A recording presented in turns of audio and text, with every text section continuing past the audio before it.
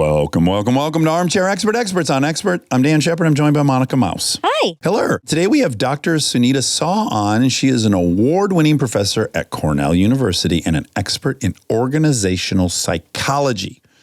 She has a new book out called Defy, The Power of No in a World That Demands Yes. I loved this topic. Yes. I think it's really important to know how to stick up for yourself, and when to stick up for yourself, when to say no. I see this book as being enormously helpful for a huge amount of the population. Yes. It's very, very, very good. And also the amount of her own story she includes and acknowledges how hard it is for her, I think is always helpful. What we like on this show is sort of looking at the opposite side of it. And we talk in the episode, and she starts the book with George Floyd and the rookie cops that were there. Yeah. And we get into all that, and it's really fascinating, and thinking about if you really put yourself in that position, what would you do? Yeah. What would you do versus what you think you would do? Yeah, and what you should do. Yeah. And how some tools to make sure you do what you think you would do. Yeah. Please enjoy Dr. Sunita Sah. We are supported by Allstate. They've partnered with us to be the presenting sponsor of this episode, and you could save hundreds on car insurance by checking Allstate first. You're in good hands with Allstate. Keep watching to hear more about Allstate during the fact check. He's an armchair expert. He's an armchair expert. He's an armchair expert. Okay, Now, what's more popular, Monica, for Indian kids, to be a Neil or a Monica? They're both pretty common. Because Neil, I'm finding, really is common. If I'm like life or death, and I've got to guess what someone's name is, I got to go Neil. It just feels highest percentage. Yeah. I think you should go Jay. No. Oh, really? Uh-huh. That's the most common? Do you disagree? Yeah. Because you've been here for 16 years? Oh my goodness, has it been that long? It'll be 17 this year, 2025. Yeah. 2008, yeah? 2008. Yeah. Now you're making me feel nervous. That's no wonder my son says that he's American now, right? Of course. Yeah. Right. How long has he been? So he moved when he was 1, and we almost went back to the UK in 2020 during the pandemic. You did? Yes. So I got offered a position at the University of Cambridge. We were all like, let's go. And then he said, no, I am American. Wow. He really planted a flag, literally. But you all were living there when he was 5 when the Olympics came through town?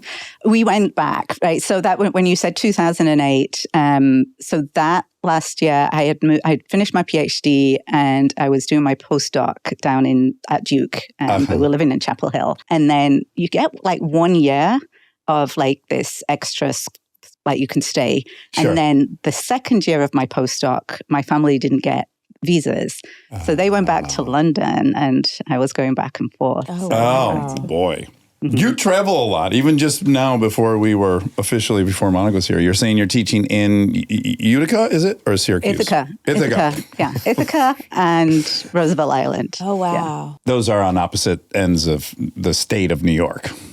It's about 4 hours between, 4.5 hours. And you're doing that at the same time? Occasionally. It hasn't worked that well. I'm like, no, now just one semester in one place and one semester in the other place because, going back and forth is too much. Yeah. You grew up in England, the UK? Yeah. Okay, and your parents, had they moved? Had they emigrated there? Or? Yeah, no, they came. I was 1 when I came to England. Okay. I grew up my whole life there and also in Scotland.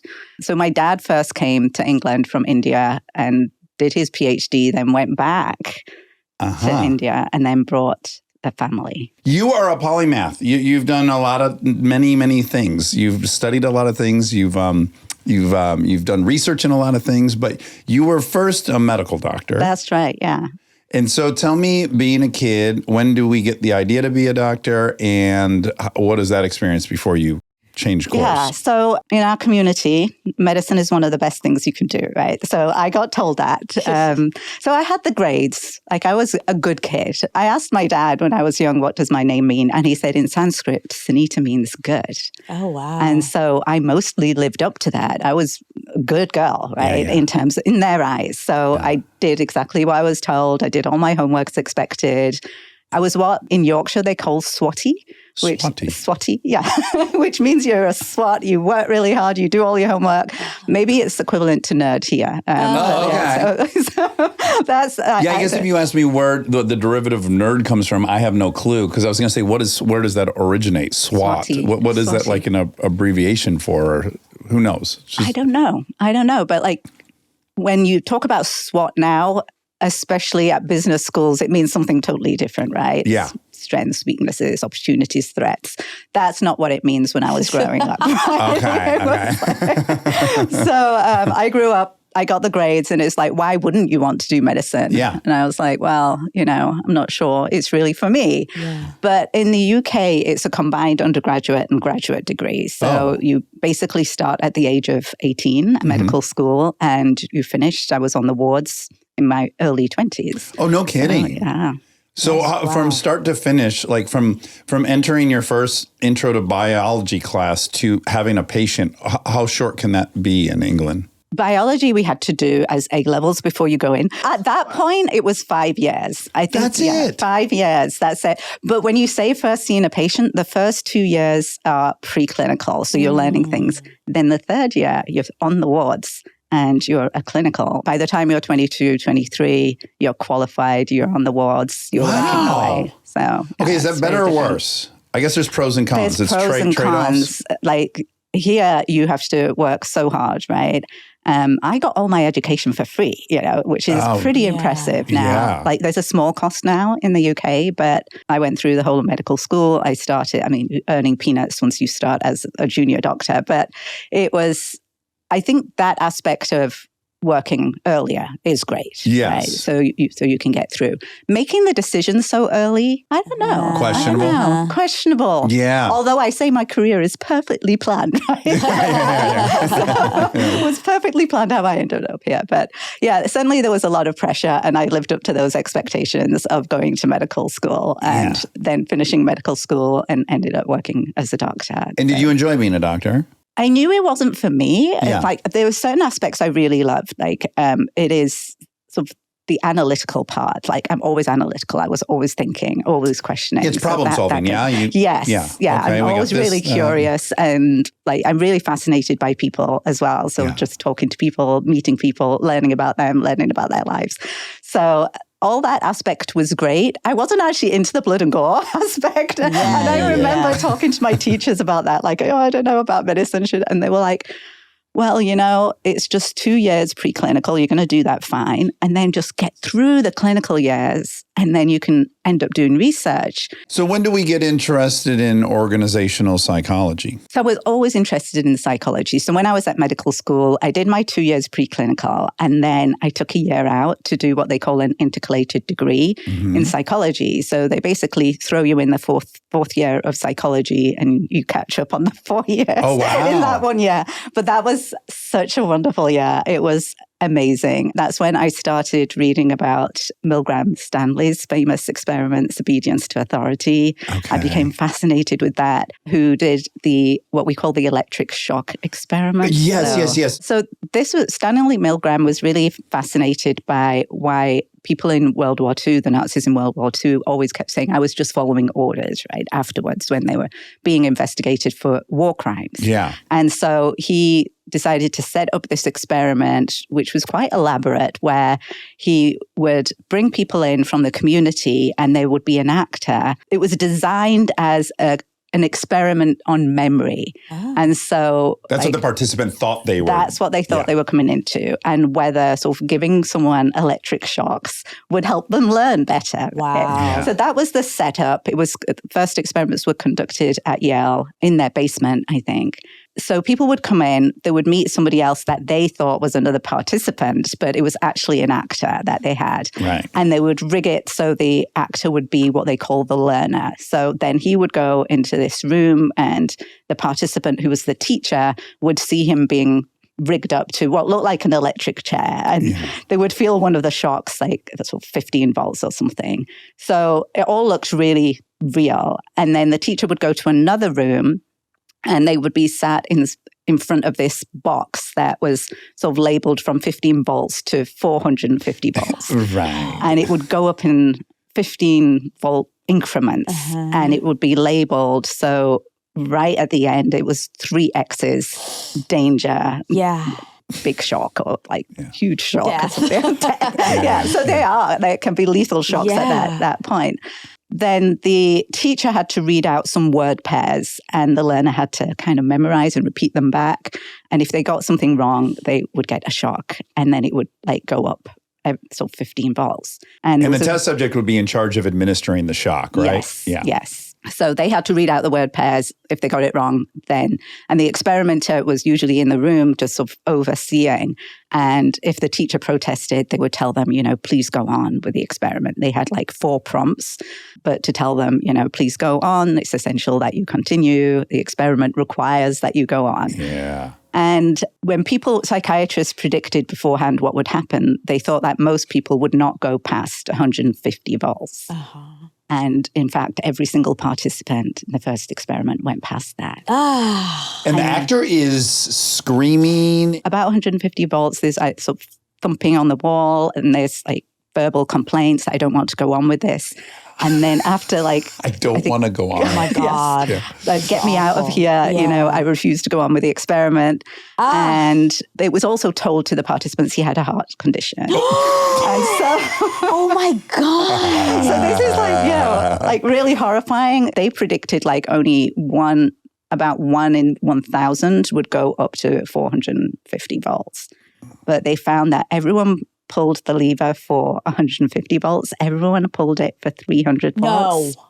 Yes. And 66% went up to 450 volts. Holy shit. Yeah. Even Milgram was shocked. He was shocked at the results because he didn't think that he would find that. And he was like, I really thought this was something unique about sort of German culture, or, just something unique, but everybody is doing this. Okay, so that's intrinsically interesting, right? I understand that you're in a class, you learn that. That is intrinsically interesting. I think everyone would be a bit interested in that.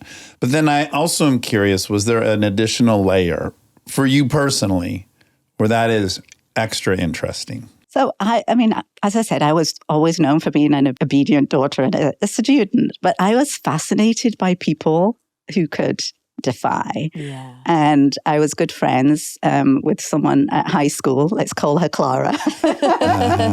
And she was able to defy, right? She came in I started at St. Joseph's College, which is an all-girls Catholic school at the other side of town. My dad thought that, I think you're going to get a good education there. So I would catch 2 buses to go to St. Joseph's. It was the roughest school I've been to. Oh, wow. So I don't know what he thought, but but it was also a lot of fun. I don't know where you want to send your good girl. Yeah. And Clara sort of came in 2 weeks late, right? There was a reason. She had moved from Hastings in the south of England to the north. And so she was different a little bit. I was also different. I was just one of a handful of non-white girls at the school. And we became really close friends, even though we were so different from each other. Were you so attracted to her ability to defy? Oh, yeah. Absolutely. Yeah. I was like, how can she do that? Because she just walked in. We had this sort of checkered blue and white blouse that we'd wear and a red sweater. She walked in without the red sweater. And she just stood out so much. And I was like, who is she? Especially because the headmistress had said before, I want everybody in their red sweaters because when I look out, I just want to see a sea of red. And I was like, oh. Can I bring up to speed a little bit on our own personal dynamic? Her other best friend, other than me, is 6'7" redhead, the most assertive, loud. He's openly gay without any fear of it. He is just—he's so him. He's fearlessly himself. Yeah. And then I will fit in that box a bit as well. So there's a fun thing with Monica and I, and then Monica and Jess, which is I was also very good. Yeah, I was going to say, you're a good still girl. very good. You're a good girl. Well, thank you. But I also have grown into... Is it a good thing, though, right? Right. And I think I've grown into... I totally defy. You've transcended your... for what I know about your like school experience and trying to acclimate and blend in and all those things, Yeah. I don't see you as that way at all. But certainly you did spend a good deal of your life. Oh, yeah. Just trying to be good. Just trying to do everything I needed to do to not get like removed Or singled from out. society or singled out or like, because I grew up in Georgia, and as you were saying, you were one of the only, brown kids. You just wanted to be like I did. Blend just want to in. be like everyone else. So yes, when there's someone there who, and I actually commend you for being attracted to that at that time, because if there's someone there who's being so themselves, that at that time would have terrified me. Well, they might have sucked you in. Yeah, the then it's like, attention then might if have I gotten. become friends with them, then everyone's going to be so aware of me. And I was just trying to be, I didn't want anyone to be aware of me. I remember I think a few years before that, maybe when I was at middle school, my dad got me these bright red, like warmest red. When my dad bought them for me, I was like, I just didn't want to wear them. They're too bright. Yeah. Give me black so I can kind of blend in. And I was like, no, we can't return them now. So I have to wear these things to school. And it was excruciating, right? I was trying to hide them with my coat. I was like, no, I don't want to be wearing this.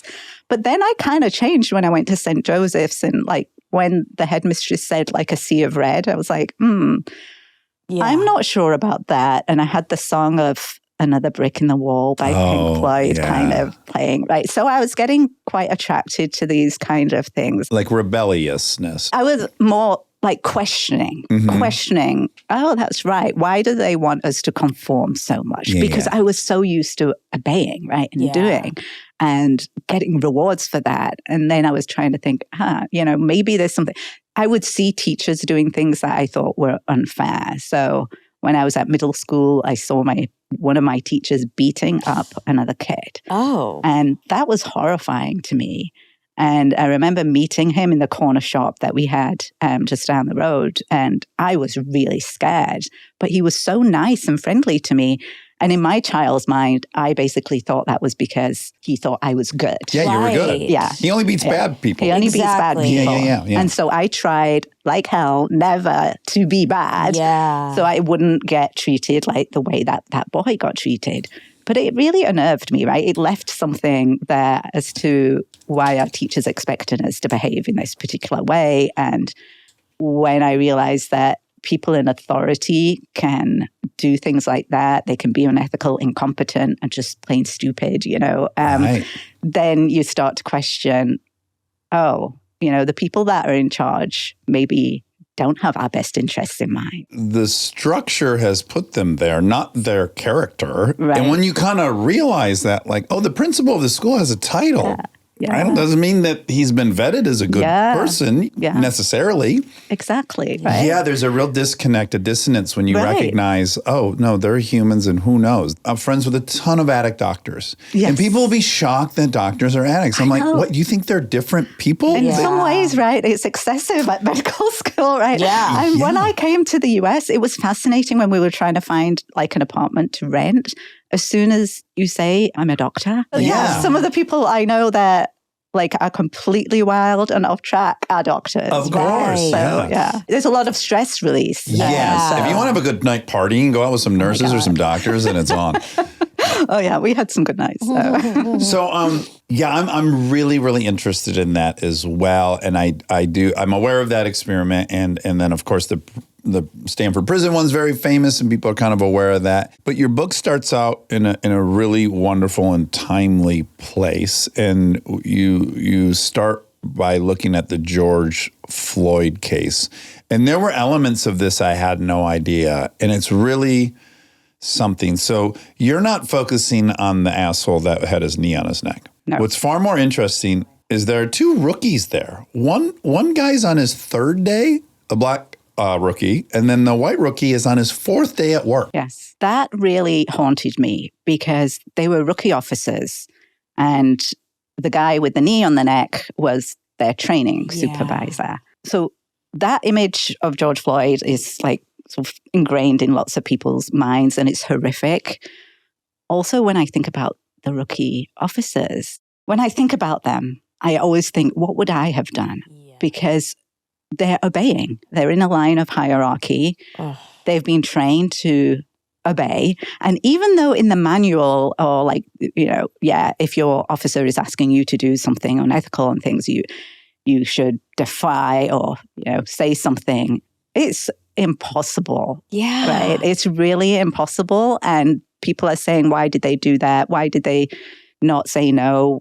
It's so impossible to do that in certain situations, especially if you haven't anticipated it, confronted it before, know how to react, practiced it rather than just intellectually knowing. We also have the benefit, if we're inclined to judge them, we have the benefit of knowing the outcome of that, which is it resulted in a death. Yes. I think their backstories are really compelling as well. The white cop's grandfather was a homicide detective. That's right. His great-grandfather was the chief of police of Minneapolis. Yes. The black rookie intentionally joined the police force to help change it. Yes, from the inside. From the inside. To build a bridge. You want to talk about the right values and intentions. These two have it in spades. Yeah. And so often we don't put, our actions just don't align with our values. And we see this time and time again. And this is what I wanted to study in more depth. Why is that? Like, we can sit here in our armchairs, right? And just say, oh, we wouldn't do that. We would act in this particular way. But when you're actually in that situation, it's so difficult. You're up against a lot of forces. Yeah.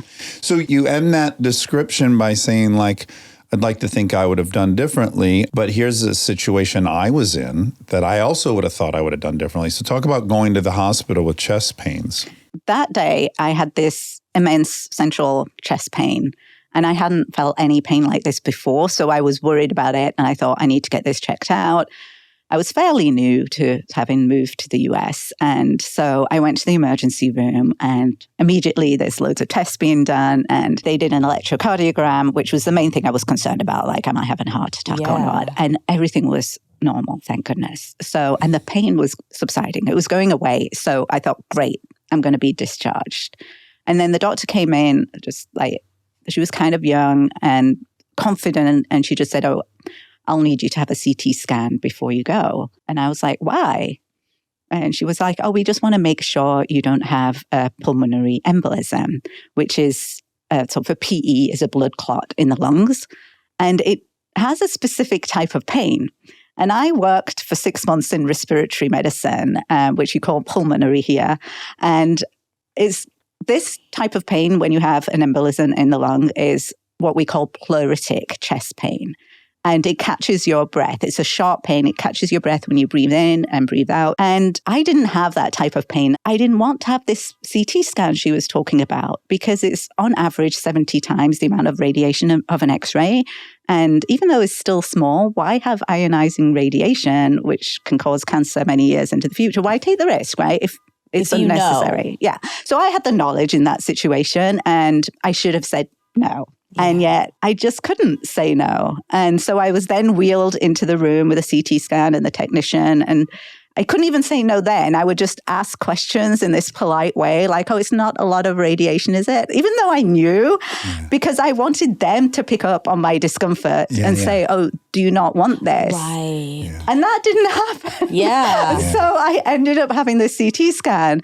Like, why couldn't I just say no in that situation? It was safe for me to say no. It would have been effective. And yet something held me back. The only reason I had it was because the doctor told me to. Right? So here's the doctor in a safe situation. She's even smiling. I can't say no.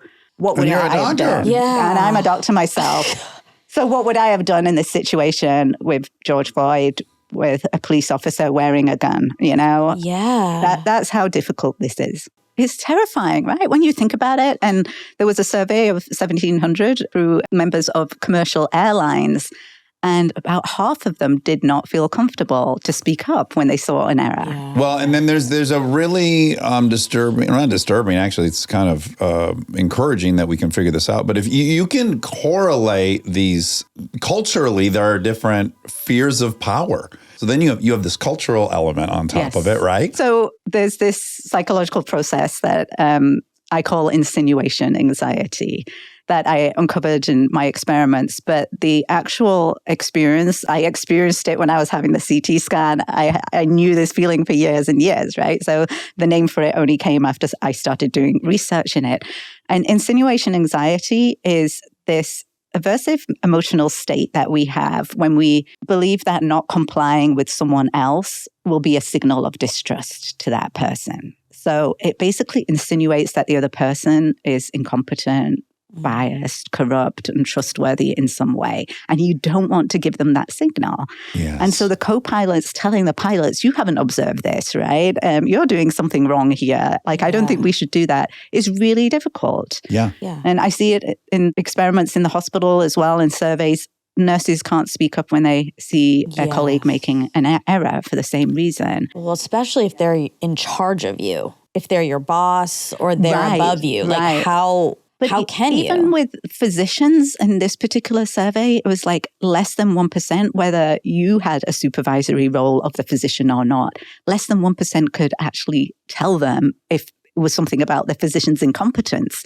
You don't want that, right? You want your co-pilots to speak up. You want like people supervising physicians and nurses working with physicians to speak up if they see something going wrong, because that's why, these life and death situations are huge. Yeah. But even when it's not life and death, and sometimes you don't know, like as the rookie cops, right? They probably didn't know this was going to turn out to be like an unfolding murder or life and death type of situation. But you don't want to end up in those situations because you're so wired to go along with it. You're so socialized to say, okay, I'm going to obey. Let's start by defining defiance. I think that would be most helpful. The Oxford English Dictionary definition of defiance is to challenge the power of someone else boldly and openly. And I shouldn't really disagree with that, having been brought up in England.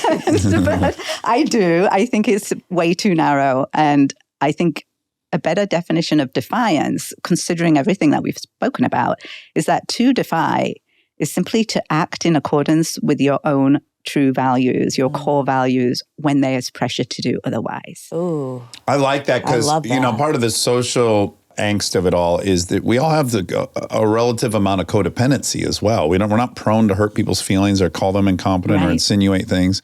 But if it's just about you, when you depersonalize that and detach from that, it's just like, no, it's actually just living in accordance with my values. Yes. Really has nothing to do with that person. Yeah. I like that. That feels liberating. Right. And also, like, values can involve other people too, right?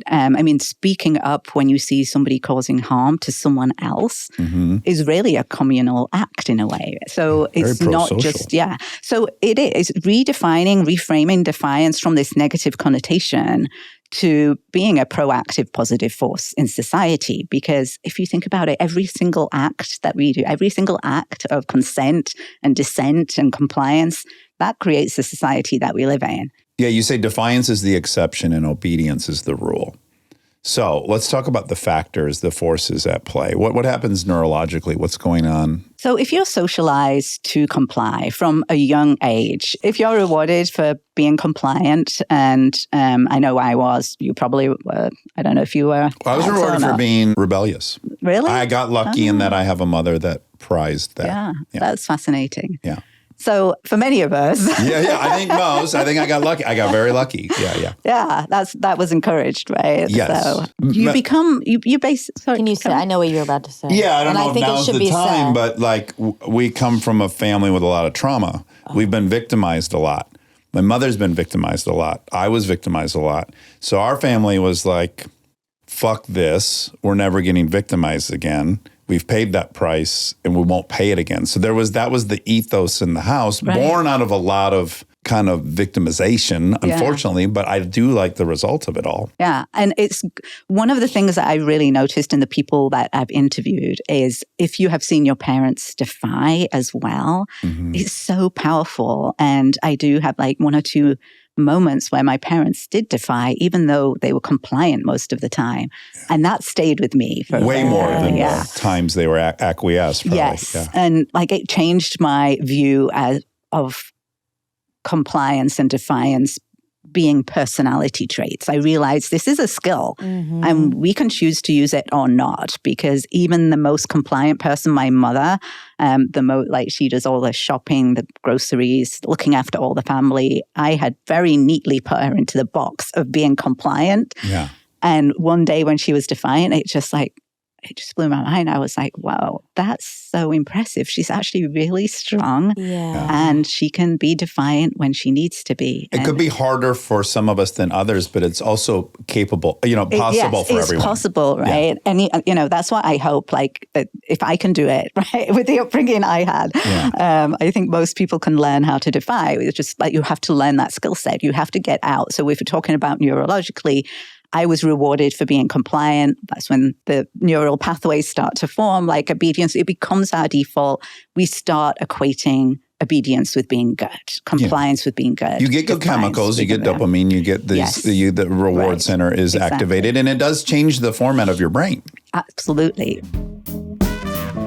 Stay tuned for more Armchair Expert, if you dare.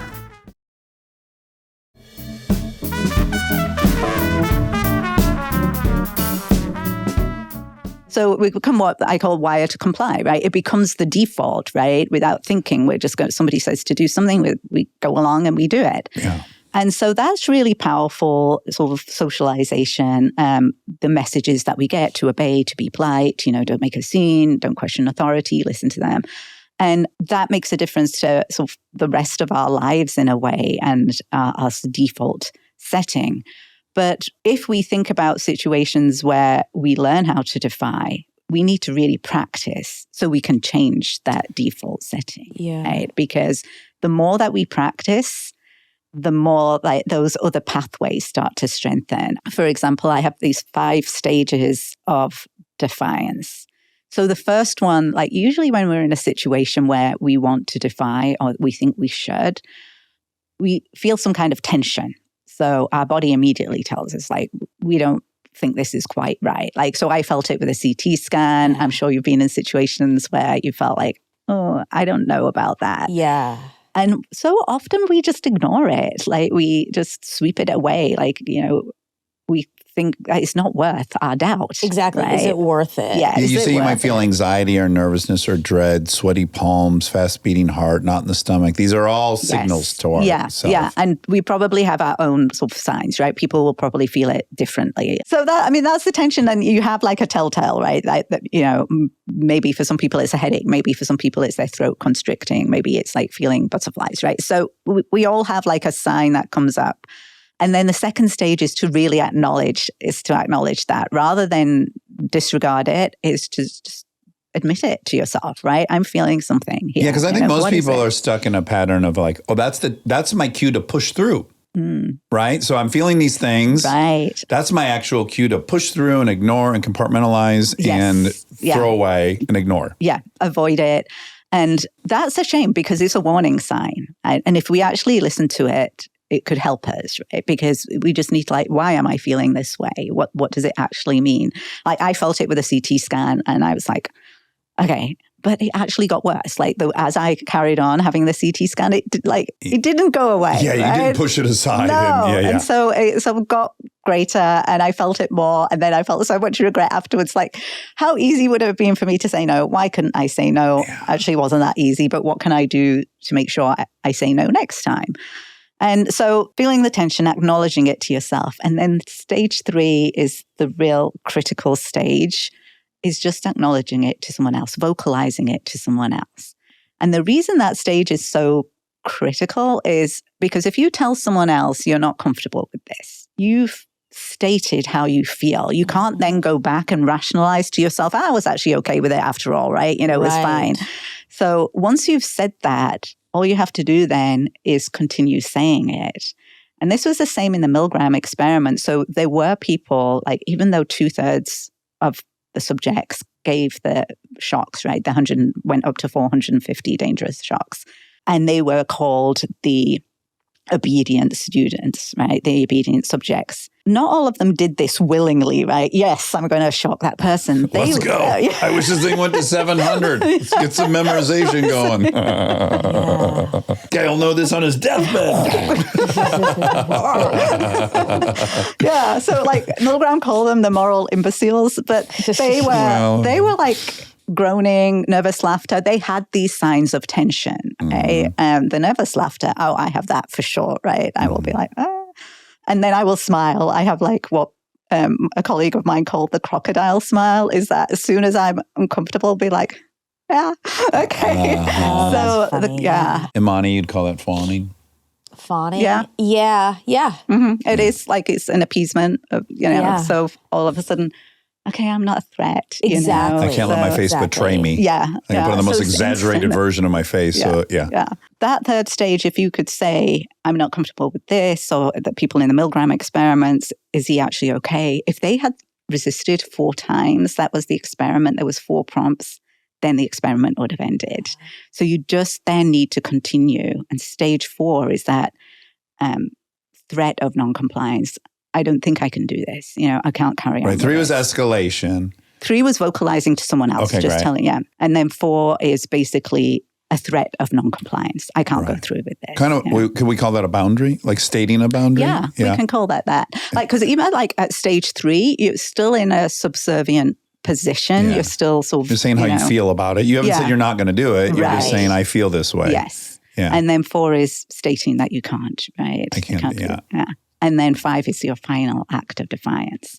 So understanding those stages, it might not be linear. You might skip some stages. There are certain situations that I found that I find it easier to defy in, and you can go from stage 2 to stage 5. And we can all find those places where, this is actually more natural for me to do it. Yeah, I need to add some of the stages in is more my direction to be better. I go from tension to active defiance. I don't like this. I'm going to tell you right now, so you can't go any further with it. I think it also just depends on the situation, because it depends on the punishment that could on the come. Consequences. The consequence, yes. Exactly. Don't you think sometimes it isn't worth it? Right. So there are consequences for being defiant, for sure, right? Yeah. I mean, that's what holds us back a lot of the time. So, when we think about why don't we defy, why do we actively even resist defiance is, so number one, like all this pressure from outside, immense pressure from other people to do what they want you to do, the insinuation, anxiety aspect, all those psychological processes. And then number 2 is actually we don't really understand what consent and dissent actually is. We don't understand what defiance actually is. And I'll come back to that. And then the third one is about once you want to defy and you understand that, you don't have the skill set to defy. So we need to learn it. But the consequences of defiance, people always think about, right? It's going to affect this relationship. I'm going to disrupt the harmony. It might even cost me my job, or, it might be some physical danger. So we do need to think about the consequences of defiance. Like, what type of situation is this? There's sort of 2 questions we ask. Is it safe for me to defy, and will it be effective? Yeah. But what we don't often think about are the consequences and the costs of complying, right? Because there's a lot of costs for continually complying with other people and putting aside your values. If you're always bowing your head to someone else, and disregarding your values, it really has an effect on you, Yeah, so that's where my personal willingness to do this is I have 2 kind of very seminal moments where I didn't defy, and it was both destructive and painful, but beyond the events, the shame and disappointment in myself was so intense for so long that for me, any other option was worth it. Like, I just experienced such a level of regret and shame and self-flagellation for not getting myself out of a couple different situations that for me, I can immediately go to what that feels like. And so, this feels uncomfortable, but that feels like a 20. I know what that is. Yes. And I can do a very quick cost-benefit analysis for me. It's very crystal clear. It's like, I know what that other thing feels like. So it's very easy for me. I guess that's the benefit of those things. Yeah. If we reflect on what happened in that situation, you in these particular incidents that happened, me with a CT scan, and then think about what factors sort of enable our defiance, right? And what makes it harder for us. Like understanding that is really key. But anticipating, right? So even when we think about all the big heroes that defied, like, and had like huge moments, like Rosa Parks saying, no, I'm not going to move on the bus. There were moments, like lots of compliance moments before that moment. Mm-hmm. And so like we shouldn't have so much shame, but like that rumination is actually really helpful to think about what is it I wish I had done in that situation? Mm-hmm. Because if we can then visualize it, if we can anticipate it, then that takes away the surprise, right? So the next time I was asked to go for some more radiation that I didn't need, I wasn't as surprised. Right. I was anticipating it. I had practiced what I wish I would have said, and then I was able to say it, so. And we could probably get in quickly to the biology of that, which is interesting, which is if you anticipate it versus it comes up on you in a flash and you're not prepared, you've not thought this through at all, you don't have an executive game plan. Right. And now you're just scared and frazzled, and you're in a part of your brain that doesn't do well with that. Yeah.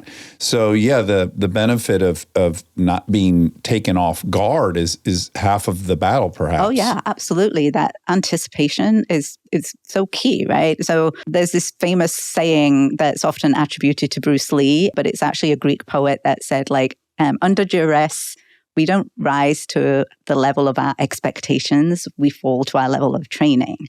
And so that training aspect is so key. And I just didn't realize it, right? Because it does change those neural pathways. So anticipating, and we can anticipate more than we actually think, right? So sometimes we're caught off, but like I know because we've experienced situations before, right? When at the workplace, a particular colleague is going to say something inappropriate or they're going to make a sexist remark, we can kind of predict sort of things that might happen. So we can start anticipating. If you've been out to a work dinner with a coworker who has 5 other times made a sexist joke, pretty good odds that's coming your way again. It's going to come again, yes. Yeah. And so then we can sort of visualize it and practice it. If you don't have like that behavioral training of actually practicing, if it's just the intellectual part, it's not going to make a difference. So you need to sort of actually practice it. And this presentation workshop I went to, I just loved the phrase that they used, right? If you practice, your ears get used to hearing it and your mouth gets used to the word, saying those words, right? Which I think is, that's really useful to know that that's what makes a difference. Can we go back to the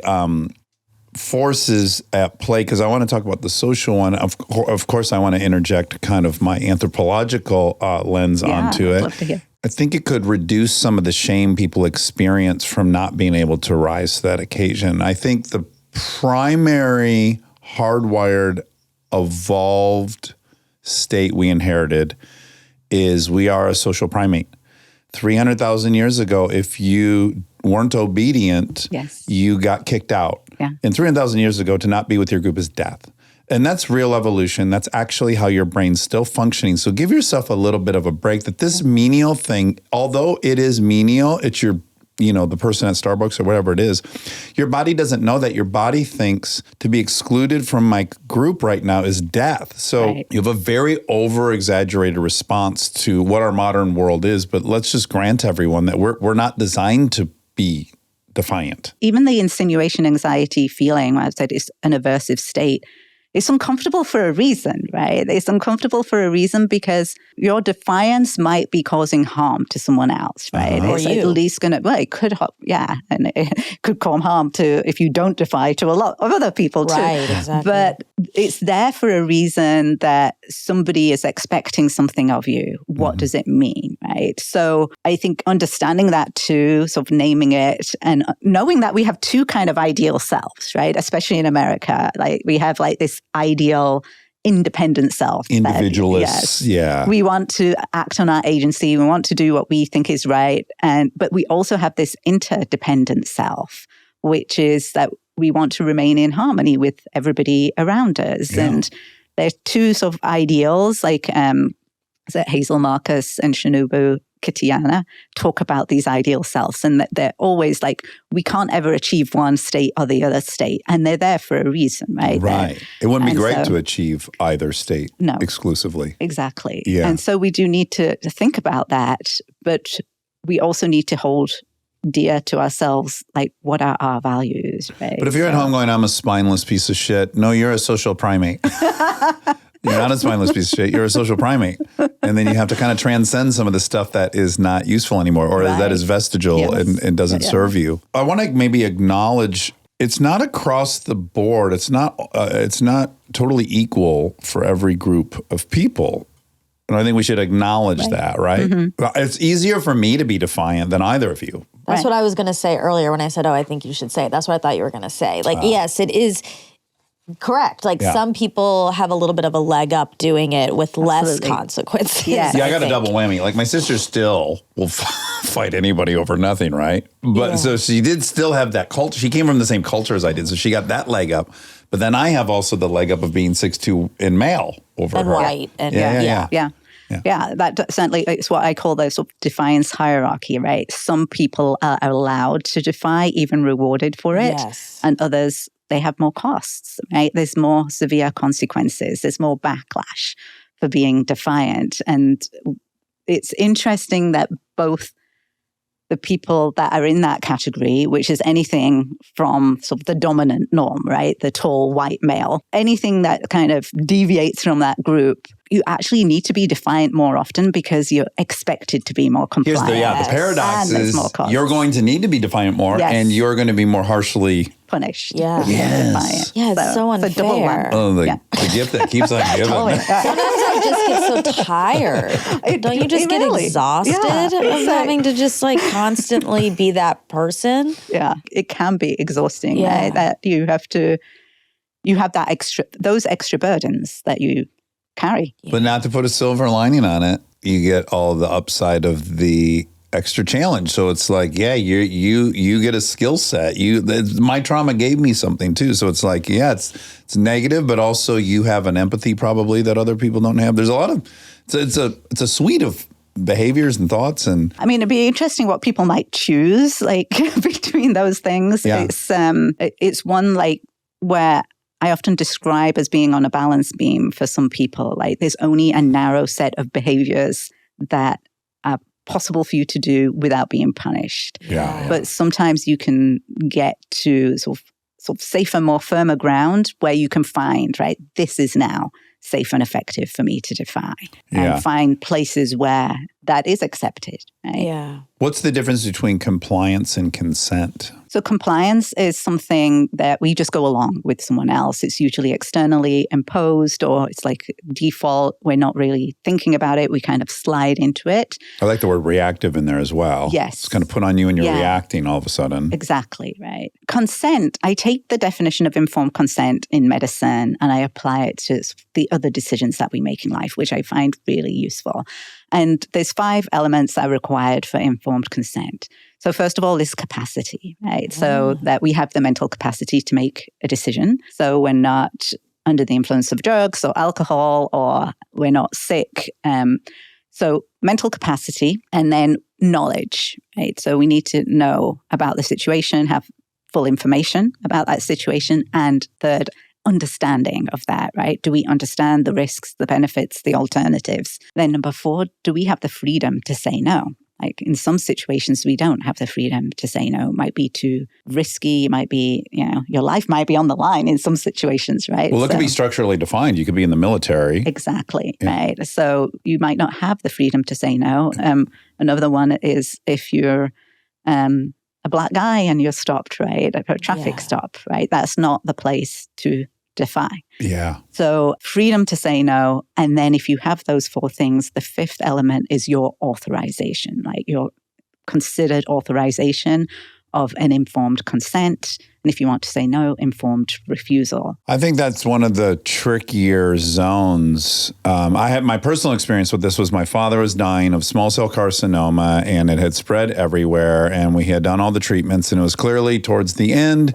We knew the time horizon was 3 months to begin with, and at the very end of this experience, the oncologist comes on to say he'd like to do brain radiation. And I said, is it worse to die of brain cancer than the lung cancer, the bone cancer, the whatever, everywhere it's at? And he said, well, yeah, it can be worse. And I said, okay, it just feels like it's another treatment and we're towards the end, and it's going to be one of these cancers that gets them. And then I asked my dad, and he had been letting me kind of make all these decisions, but of course I was running them all by him. And I said, do you want to do this brain radiation thing?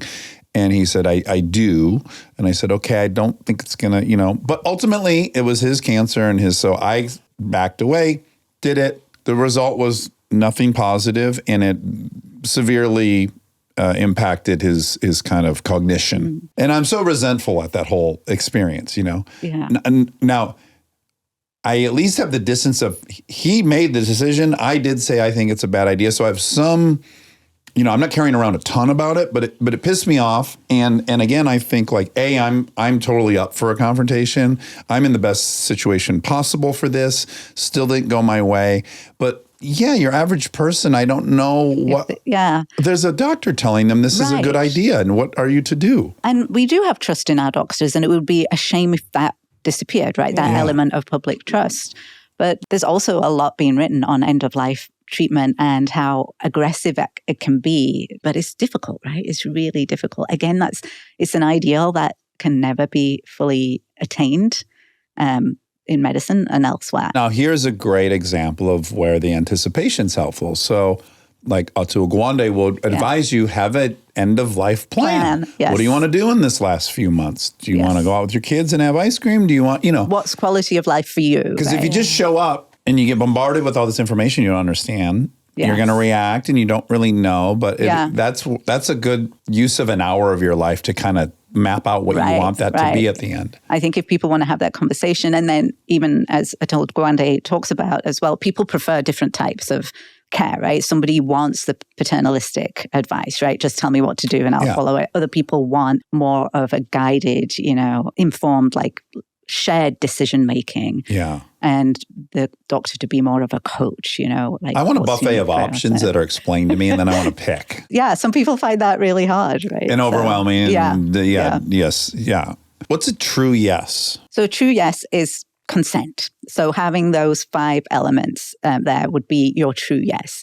Sometimes you do have all the elements present, but you decide to, or a true no, right, is the same, right? It's the informed refusal. It's just having those 5 elements.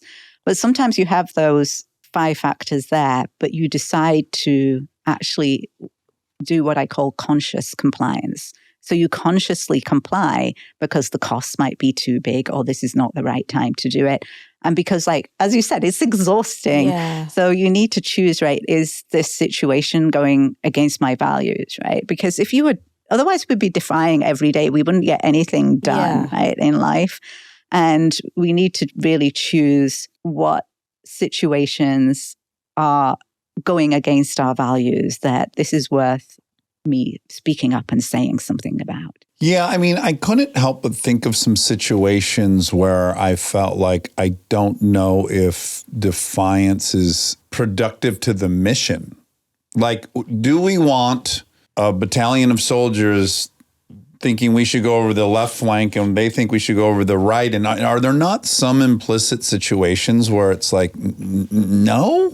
I don't know. You tell me. Yeah. So I interviewed a few of my students that have been in the military, which was really fascinating to hear their stories. And in fact, one of the first ones, and I remember it really well because we were speaking on Zoom on a Sunday afternoon. So, and he told me, I would call him Matthew, he told me about when he went into the military, and he did it because he grew up with seeing sort of 9/11, like sort of seared into his memory. And he wanted to prove that he's an American, he's a patriot.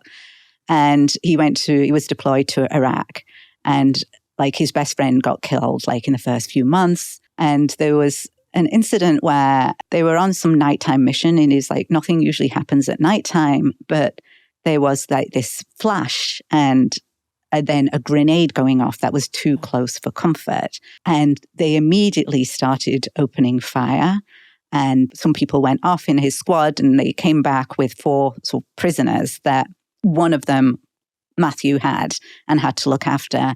And this person was just screaming out in Arabic, and his supervisor said to him, he's talking too much, he's screaming, shut him up, yeah. And Matthew said, I don't know what you mean. Like, what should I do? And he was like, oh, it's simple. Hit him in the mouth. Ugh. And so he looked at the man, and there was like blood coming out from his nose into his beard.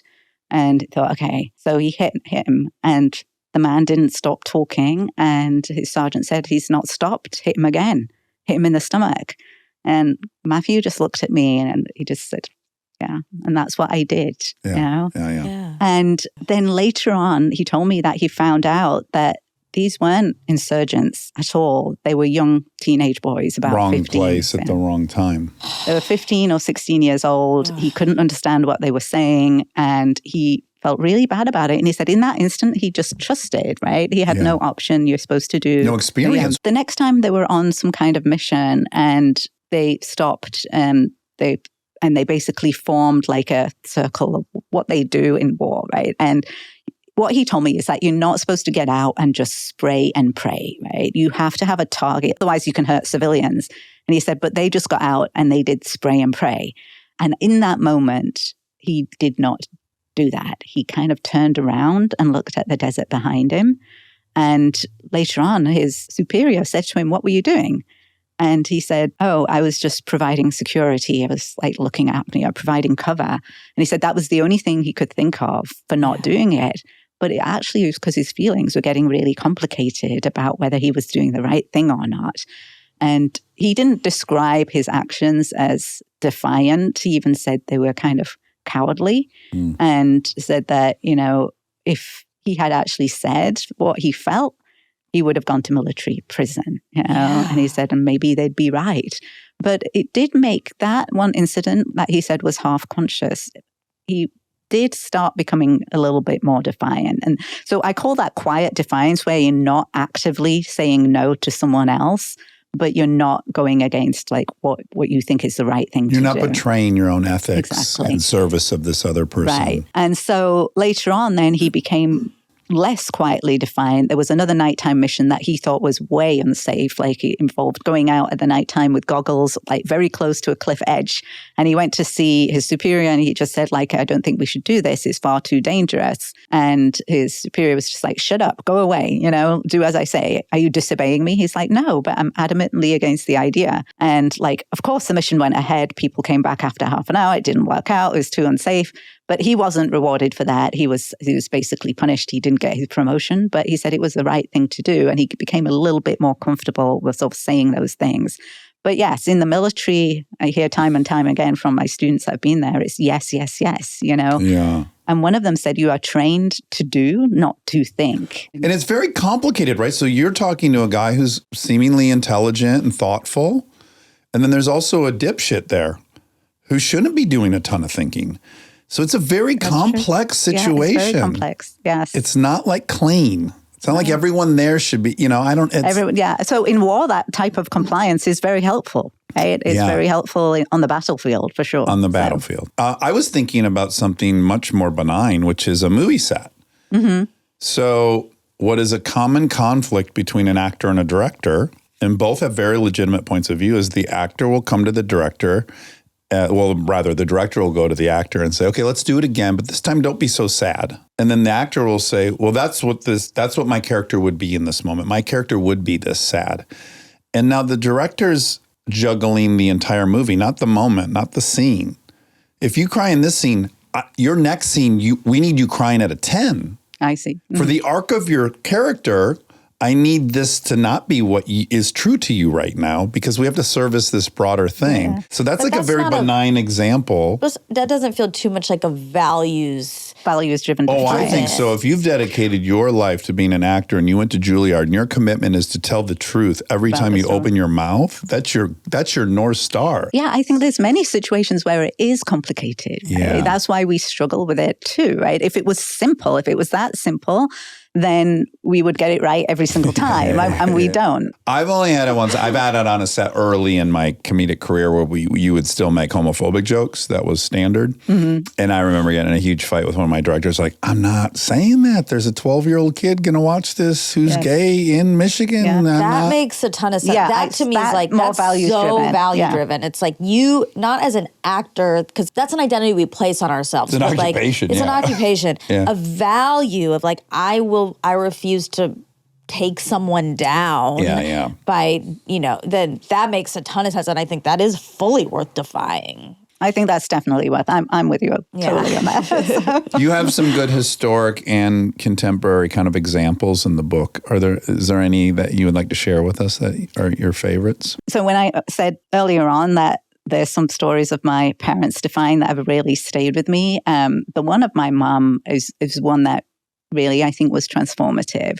So I was about 7 or 8, and I was walking back from the grocery store with my mom, and it was quite a long walk back, and we had this like rickety shopping cart, and we were rolling that back home, and we decided to take a shortcut through what you call in Yorkshire a snicket, which is just a narrow alleyway, right? So you gave it that adorable name, yeah. Snicket, Yahtzee, what were you? Swatty, yeah. You don't want to go through the snicket, right? Like there was a snicket on the way home. Like when I went to elementary school, like I was not supposed to go through that snicket. You were right. I just realized that. It was brewing the whole time. It was that. But anyway. Stay tuned for more Armchair Expert, if you dare.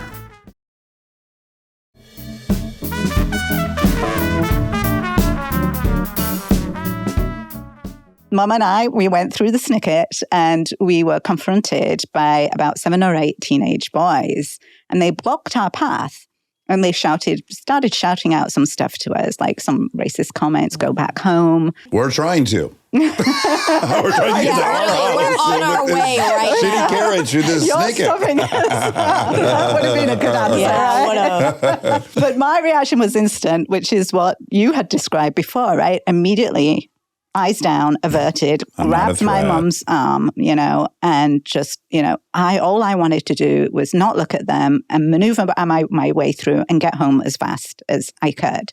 And my mum, like, she's petite. She's smaller than me now. She was taller than me at the time, but she's like 4'10". She had like her hair very neatly plaited back, single braid at the back. And I had like just thought of her as completely compliant person. And she did something that really surprised me that day, which was she stopped, well, we had both stopped at that point, but she put the shopping cart up vertical like this, and she put one hand on her hip, and she looked at them, and she said, "What do you mean?" And my fear was going up at this point. So I grabbed her arm even tighter, and I started whispering to her. I was like, "Come on, Ma." Yeah. And like, I wanted to be the compliant person in that. And she shook me off, right? She was like, "No." And she looked at them again and she said, "What do you mean?" They like stared at her. She stared at them. And then she said, "Oh, you think you're big, tough boys, right? Big, strong boys." And she started telling them off in broken English. Oh, wow. And they like just looking at each other thinking, what's going on here? And one of them just said, "Let's go." Yeah. And they just dispersed. Yeah. And I was like, what happened? My mum grabbed the cart and she walked as fast as she could, like through that snicket. And I was like frozen. And then I was like running up thinking, I never thought she would do that, right? I never thought the day would come that she would tell off a group of boys on the street in that way. And it just There's something me. sad and beautiful about it, which is People will do that for their children. Exactly. Because even before the social primate evolution, protection, responsibility, and people do. Like I can defy for my son so much easier than I can defy for myself. and isn't that right? sad? That's the sad part. Like the I beauty also of it think is, there's something beautiful about having responsibility for someone else. I do too. What's heartbreaking to me is that you can't advocate for yourself. For someone else. That's sad to me. Yeah. But you can tap into that thing and sort of think, like, so what that That's really... a tool even. Yeah, Imagine this is being said to your... exactly. To a loved one, right? Yeah. What would you do in that situation? I say that to my son at times when he gets stressed about things. Like, what advice would you give a loved one, right? Yeah. You know, what would you tell someone who's in 9th grade right now how to handle this situation? So, but what that really taught me was that defiance is a skill set, it's a practice, it's not a personality.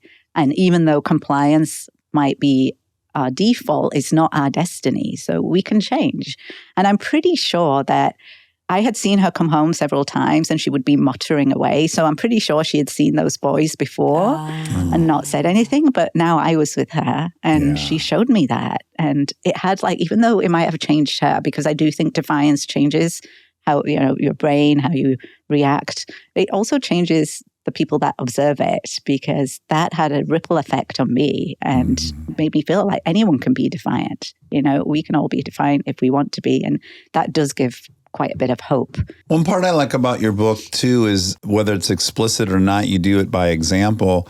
It's also a good call to monitor yourself when you're doing it to other people. So you have this example where you want your 5-year-old to see the Olympic torch pass. Yes. So yeah, we were in London and we were on our way to see, you know, the flame that they hold. And it was like, oh, it's a once in a lifetime experience. And he's like not impressed with this at all, right? It's like, yeah. And he just wouldn't like walk there. And he sat down on the pavement. And I was like, no, come on. I was like pulling his arm and trying to pick him up. And I could only get a few steps. He was heavy at that point. I was like, no, I can't carry you. And we just completely missed the whole thing. And I was like... And we went home and he's just like, you know, not realizing this moment in history that I have now missed. It's lost. Forever. And I said to him, why can't you be good? And that kept me up at night. I was like, why did I say that when that's what I learned, right? This whole obedience equals good, compliance equals good, Right. and defiance equals bad. And here I was just repeating it to him, you know, and that really took me back to like, why is it so strong? Like even when he was a baby, I would have relatives asking me, oh, is he good? Right? He's a baby. Like, what do you mean? Right. There's no such thing. No, he's bad. We got a bad one. And what they mean is like, does he sleep? Is he crying? Yeah. Does he cry? Yeah. Does he Does sleep? he like Yeah. Does he eat well? eat? It's like, it's amazing that we equate what we equate with being good, right? Yeah. Which is not being a bother to someone else at all. Like Well, yeah, you going say in it really line, so. explicitly and beautifully. You say to be good is for him to do what I want. I Yes. want him to sleep through the night. Yeah. I want him to eat on a schedule. That's right. Those are my wants. They're everything that I want, right? And sometimes that's how we feel like in organizations, right? When we work, like managers love the yes man or the yes woman, you know, that we do as I say, don't question it. And we then just sort of narrow our vision to how well we are pleasing the boss rather than the wider, like what is it we're actually doing that has a value to the world? What kind of tools other than like, so anticipating is a good one and kind of modeling what you're going to get into, but are there some other things that you could recommend? One of the major things that like was really crucial to sort of changing how I thought about defiance is getting rid of some of the myths that defiance has to be aggressive, loud, you know, you have to have a larger than life personality. You gotta be me. Yeah, you got to be you, right? Yeah. Tattooed up ideally, too much muscle, let's go. Yeah, it's because we're never going to be you. Like Monica and I are never going to be you. Don't rule that out. I can put you on a program. We can find our own way, right? Yeah, we yeah. can be defiant in a way that's unique to us. So understanding that defiance isn't just for the brave or the extraordinary, right? It's available and it's necessary for all of us. I think that's one mindset shift that we can really all use and understand.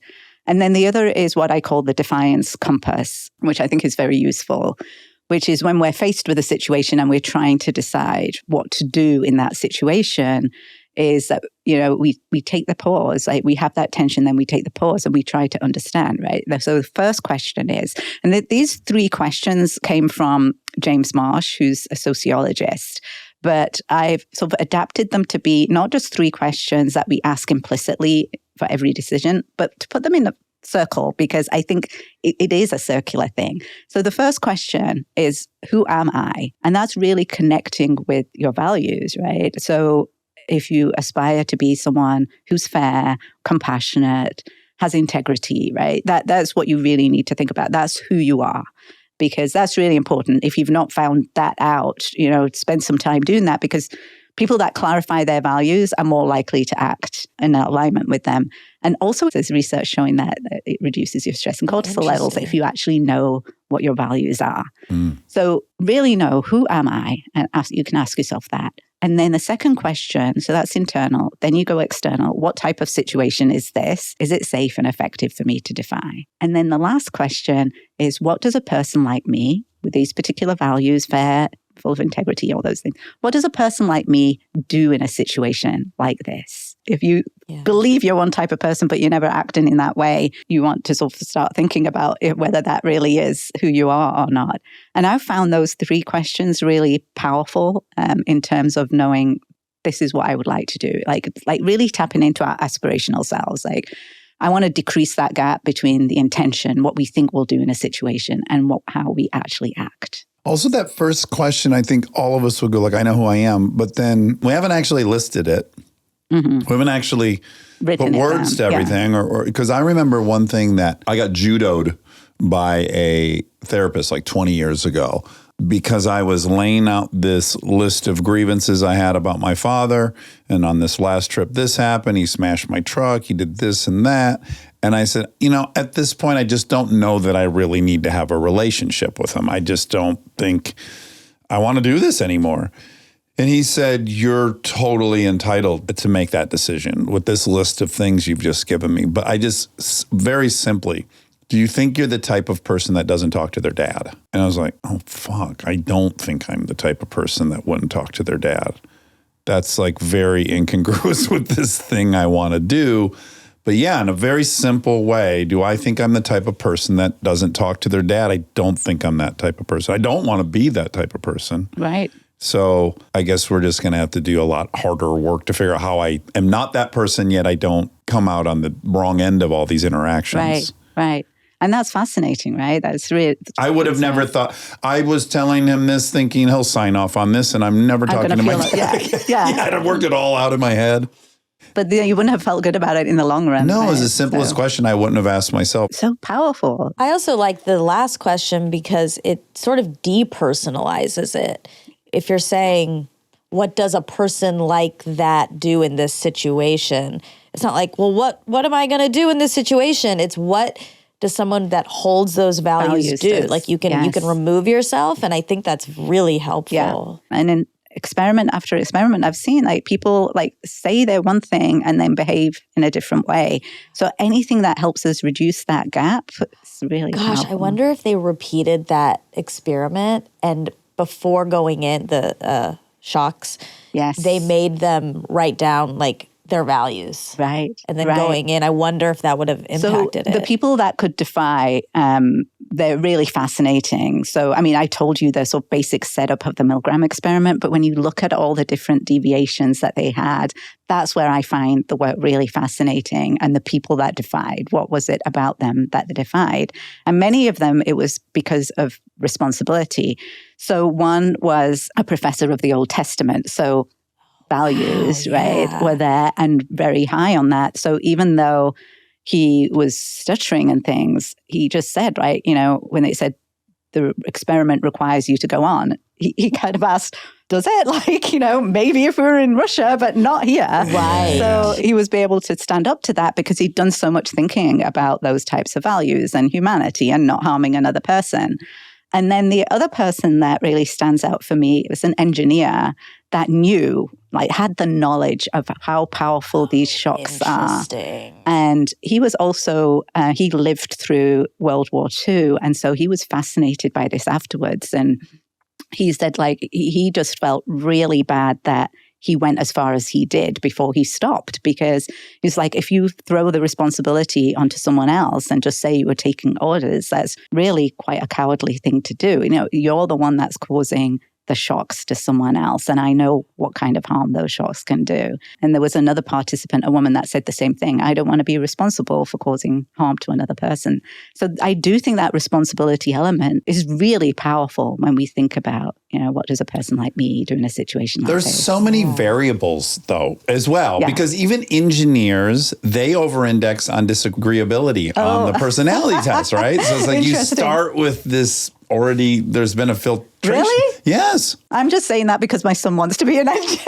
Yes, and your son, when you tell him not play his Xbox, he walks right in there and plays his Xbox. It's in your And book. he won't go to the not be bothered by the Olympics. Yeah. He was not as Of course he wants to be an engineer. Well, I think my dad always says this: engineers are hyper-focused on seeing problems. Yeah, everywhere. problem solving. That's the whole point of the job, because a building will collapse if they don't do that. So it is looking at the world with a critical lens, which I do think can come with some defiance. Yeah, I think so. The critical thinking element of it is key, right? Of knowing actually when to defy or not to defy. Yeah. Too. Have they ever done versions of this test? So my assumption about the electrocution test is that the participants were probably students. No, they weren't actually. I guess you just listed some people that weren't students. Yeah, members of the community came in. And even Milgram, was it mainly white men? No, they had different races. And he did, he ran a bunch of experiments. But there was one experiment that was all women. And in that experiment, it was same rates of compliance as the other ones. So there wasn't a gender difference, surprisingly. Right. So what I was curious about as we're sitting here talking and learning about it is I wonder if they looked at age.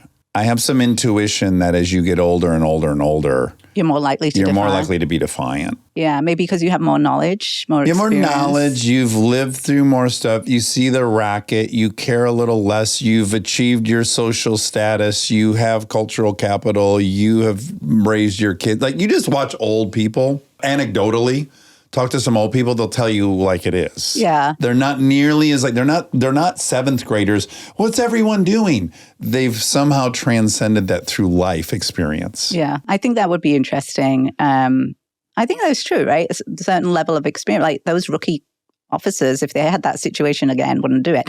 So how can we learn from the experience of other people? Yeah. And that's really fascinating, because I was speaking to another rookie officer, and he was trained during the time that the incident with George Floyd took place. Mm-hmm. And he thought about it a lot. And so when it came to a situation that he was on this night run with his partner and a few others, and they wanted to go and search a garage for stolen bicycles, and he said, no, we can't just go in there without permission of the homeowner to go. And they were like, no, we're just going to go in. And he said, no. So he went and knocked on the door, and it was about 4:00 in the morning, no answer at all. But the car was there, and the neighbor said, I think he's there, he's just asleep. And so he was the only one, as this rookie officer, that refused to go in. And the reason he did that wasn't because he was brave or anything like that. He said he was motivated by fear, because he saw what happened to the rookie officers. And in his mind, he went to the worst case scenario that we're going to go in there and we don't have any standing to go in there. There's no blood. There's nobody screaming. No probable cause. Yeah. And so he knew the law, and he'd just been trained. And he was like, we can't go in there.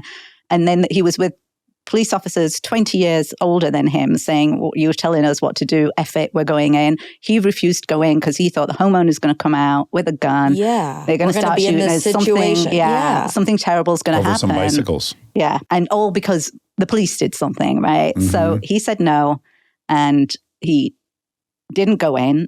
Everything turned out fine. The homeowner came down and actually thanked them and everything. So everything was fine. And the ride back to the station for him was just awful. And within an hour, he was called in to see his supervisor. And it was a bit like, read this, you got it wrong. And he was like, no, with all due respect, I knew that we didn't have any standing and we shouldn't have gone in.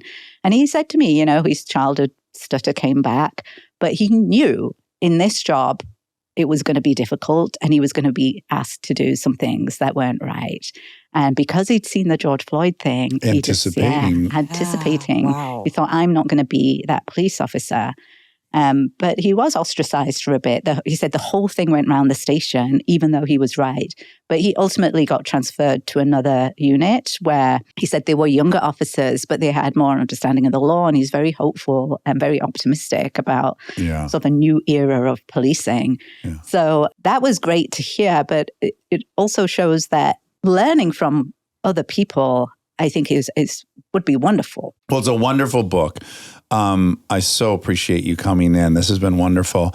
Unfortunately, I need a book that says, just fucking get with the program. I need like the opposite book, but I still very much appreciate it. And I live and love so many people that have a really hard time with it. And I can see the amount of weight is on them. I wonder, like, when you say, because I'm thinking, is there a thing as being too defiant, right? Because I'm not talking about defiance as in knee-jerk reaction to defiance, but more considered defiance. So maybe that's what you need.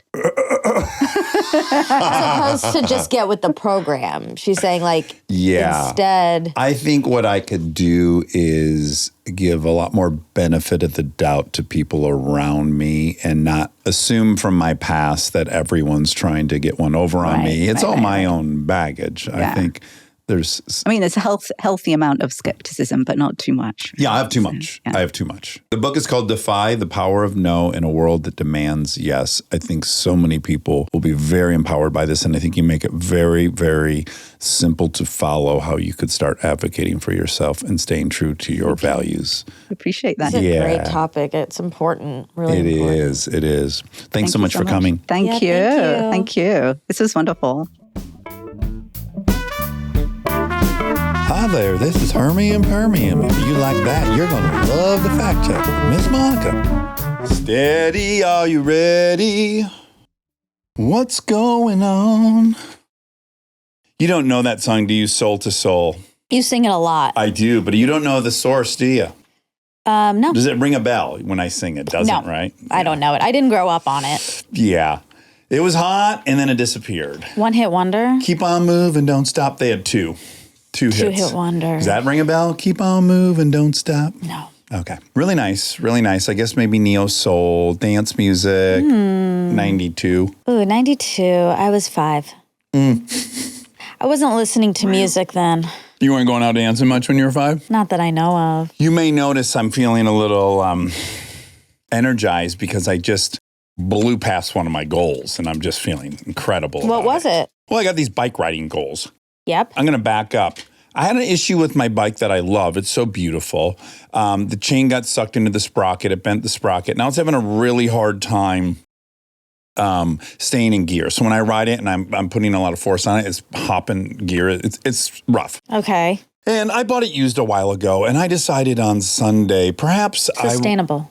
Sustainable. Yeah. Yeah. That's a good job. Yes. Well, then you'll like where this story goes. So then I was like, okay, I've proven that I'm into this. I need to get a bike with clip-ons and the whole 9 and really commit. Yeah. Looked online, was going to go to Pasadena, found a bike store, was looking at all the options. They looked really funny if you've ever priced a bike. These bikes are imperceptibly the same. One is $15,000 and one is $1,900. This is like sweaters. And I'm like, what? I can't see what's different. I mean, presumably one's carbon fiber and all this shit. Mm-hmm.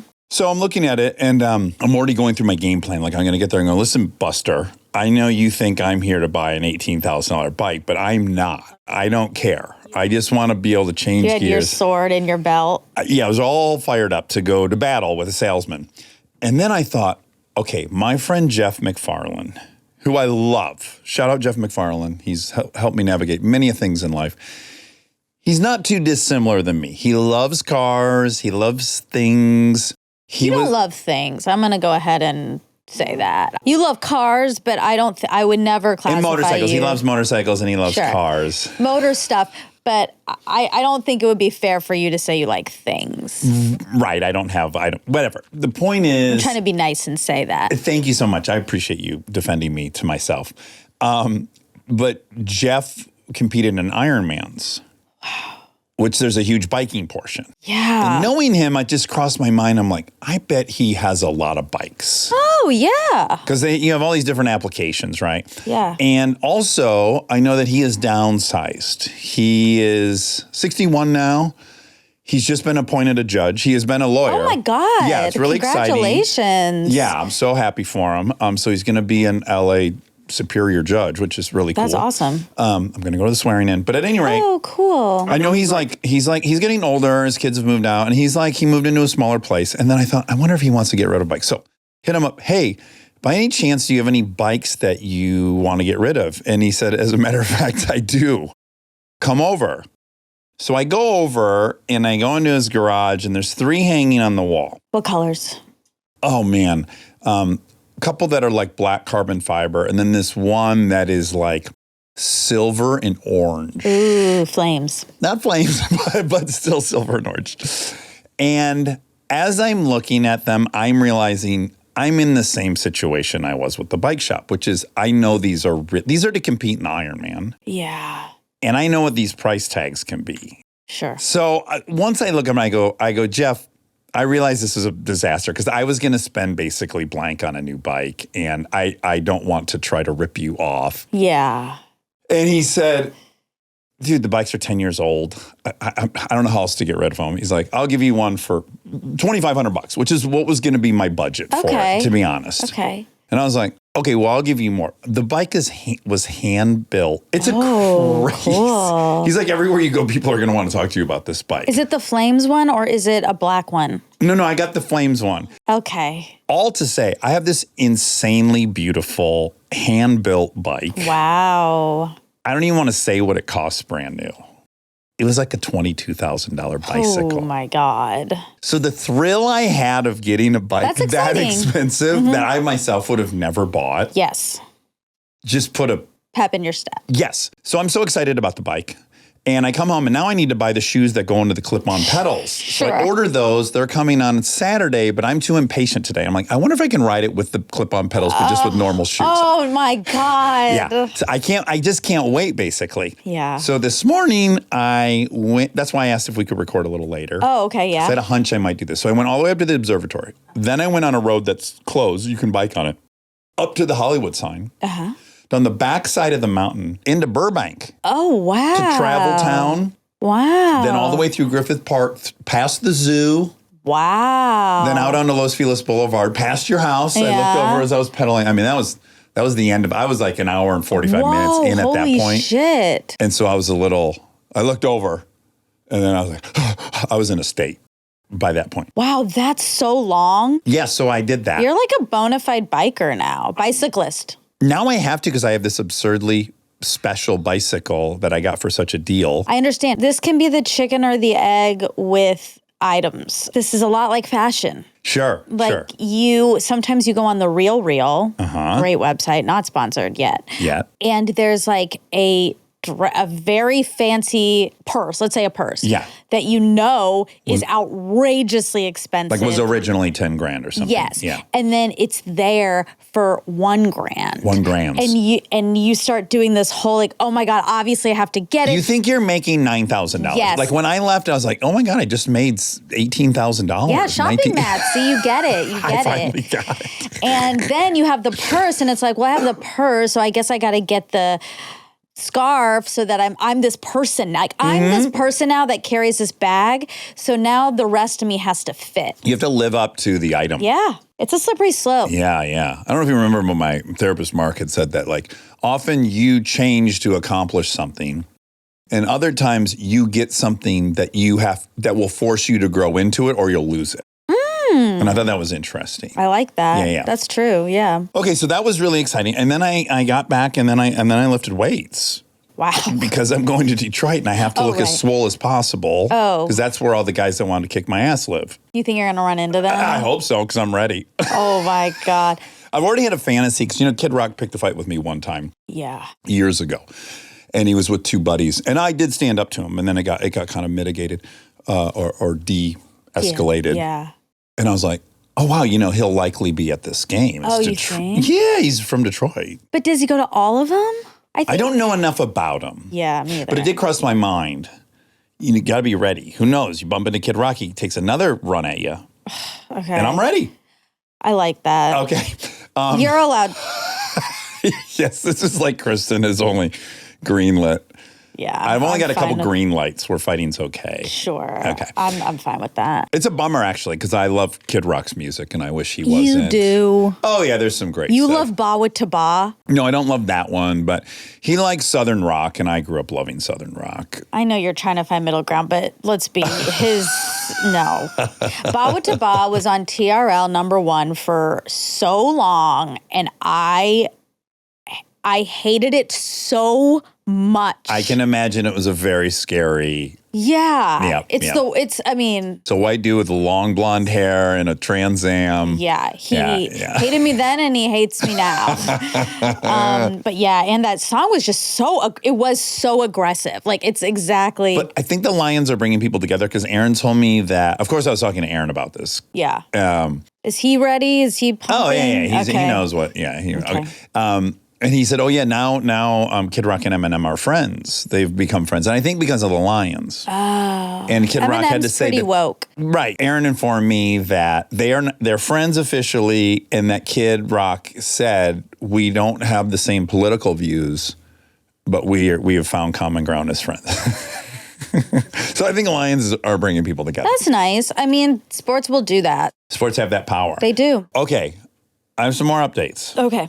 I did something really cool last night. Okay. I saw on Instagram, I don't even know how I saw this. Yeah. It was a video of a man meeting a guy in the 7-Eleven parking lot to receive a pizza.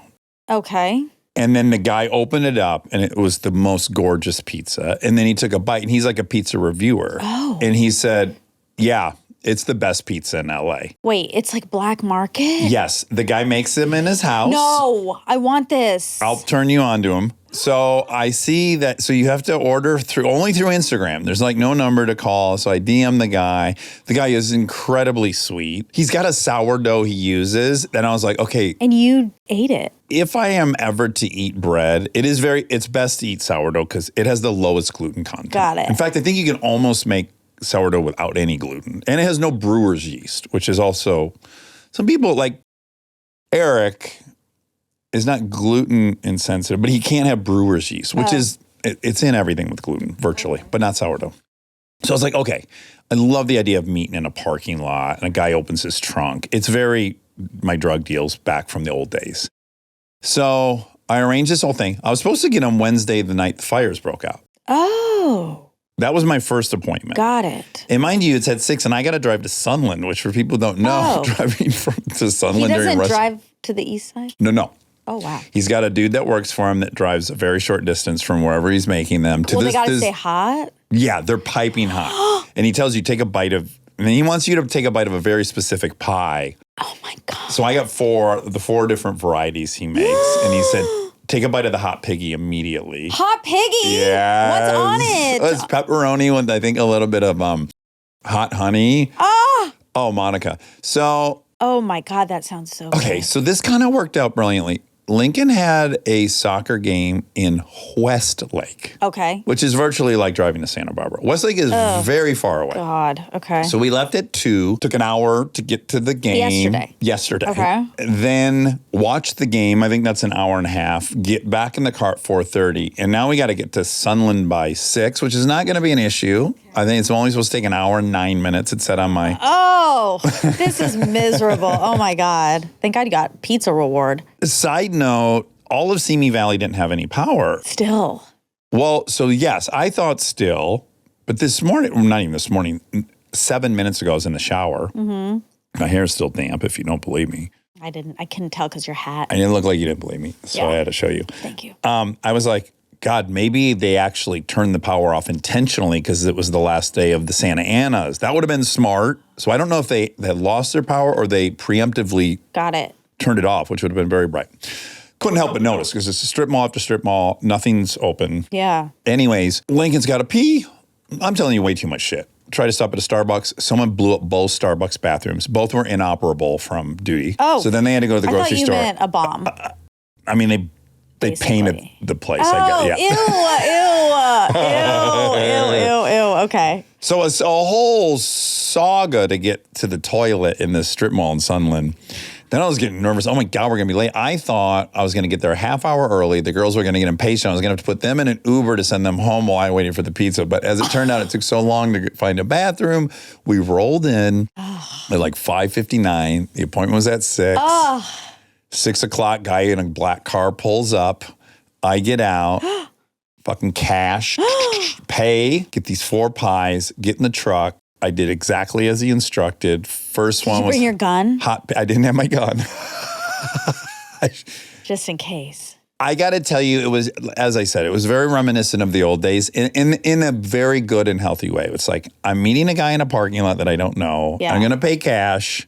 And then something really good is on the other end. You're still getting that high, but it's healthy. It's a high that it comes with no cost. Does your voice change when you talk to them? Hi, I'm here for 4 pizzas like that. No, like more like you're trying to be Yeah, scary. I'll be there at 6. And it was all on text. Oh, wow. Okay. No, I was very nice to the guy. There was another guy there that was also picking up some pies, which is really funny. It's like me, 2 dudes meeting the drug dealer at the same time. That's funny. Oh, wow. Get in the car, open it up. Right away. It's so beautiful. The pepperonis are so tiny. Oh, and I love those tiny ones. They dished in the cooking process and there's oil in them. And I can see the honey and I take a bite and by God, it's fucking so good. Oh, you got a picture of it? Oh, wow, that looks so yummy. Oh my God, I'm starving. I got the girls that pineapple Hawaiian, which was outrageous. I don't even like Hawaiian pizza, but that was my second favorite. We got umami hot pepper pizza, which was 1,000,000 peppers, and it was very good. Ooh. And then the hot piggy, and I said umami, and then, yeah. Is that their cheese? Is that just like a cheese one? That's a great question, what's on the upper far right. It looks kind of like A margarita. Yeah. I should ask him about that, because the I'm going crust back. looks so good. It looks so crispy. It's great. Ooh, I'm going to have to go. Looks delicious. So the car ride home is long from Sunland at 6 o'clock on a weekday. Yeah. And I ate Kristen had 2 pieces of hot piggy. I ate the remainder. So I ate 3/4 of the hot piggy. Yeah. And I ate 1/3 of the Hawaiian. Okay. And then I had a slice of hot pepper and a slice of umami. So I had like a pizza and a half or 2 pizzas. Wow. That's a lot of pizza. No wonder I tackled that hill today and kept going. It's probably because you had all the energy, all those carbs. Fuel, glycogen. So that was really fun. I really liked it. That was a fun experience for the whole family, being in that parking That is lot, fun. watching the guy roll in. Very fun. Yeah. Whew. Yum. A lot of updates. Are you watching Bad Sisters season 2? No, I didn't watch the first season. Oh, you didn't? I started it. It seems so good. I'm sure it's fantastic. I'm sure it's fantastic. What happened? You know, I sometimes don't like. British content? Yeah. Okay. I guess this is Irish in this content. I know, but it's the same. Yeah. It gives me the For us, feeling. but It they gives- would not like that, but yes. As far as the feeling I get, it's the same. And Can you articulate the feeling? no, it's The feeling. yeah. I've talked about it a lot on here. The only person who really gets it is Anthony. He can always tell me, he's like, that's going to give you the feeling, don't watch it. And then I watch it and it's exactly right. He like knows. Yeah. And it's just really hard to explain. There are a few things that I know that trigger it. Suicide stuff often triggers it. Okay. I don't think there's any suicide, but continue. Okay, but British and I guess now Irish stuff often does, which is weird because I love London so much. I love it. Yeah. I don't get the feeling when I'm there. It's all like media. It's movies and TV and stuff. And then the first time I identified this feeling was Wonder Years when I was young. Oh, that's the origin of the feeling. The OF. Original feeling. I don't know. I just feel, it just makes me feel really uncomfortable. And Anthony says things that are overly earnest. You liked Fleabag, though. I did. I loved it. So some things make their way through. I don't know. It's hard. It's hard. But I started Bad Sisters and it gave me the feeling. Sure. So I had to stop. Okay. I'm making a new mocktail that my friend Maddie taught me about. It's called It doesn't have a name, but it is seltzer water. I've been using Perrier and a little bit of 100% tangerine juice. Oh, is that hard to find? 100% tangerine juice? The brand is Natalie's. Shout out. Okay. Oh, shout out, Rob. And it isn't that hard to find. I found it at Lazy Acres. Oh, great. Okay. 100%. Yeah. Is it rich? Yeah. It's not sweet at all. Oh, it's not? No. It's very citrusy. Oh, okay. And Crisp, clean. It's nice. Oh, it's good. nice. Maddie invented it. I need to give It's her. just seltzer and 100% tangerine juice? Yeah. Oh, okay. What ratio? I just do a splash of the juice. Okay. And mainly the seltzer. And how many of those will you have? Ice cubes? No ice cubes. Okay. But I do freeze the glass. Okay, great. I You freeze the eventize glass. it. I do. I ventize it. And is it satiating your cocktail urge? It's helping. Okay, great. It's helping. Yeah. What's been interesting is, so I think we talked about it. I'm trying not to drink Monday through Thursday. Yeah. Then the world got really turned upside down. And- Topsy-turvy. Yeah. And I said, fuck that. So I drank last week, I think Wednesday and Thursday. Yeah. And Saturday and Sunday. Okay. I think. I forget all the days, but I definitely didn't stick to my thing. Right. But what has been interesting, and you told me to do this in my journal, I've been journaling, to it's a good place to tally and mark. Oh, yes, yes. So I've been doing that, and it is in my head when I'm about to drink, well, tomorrow I'm going to have to put 0. Or you have to write day 1. Well, You'll go day 0. I do 0. Okay.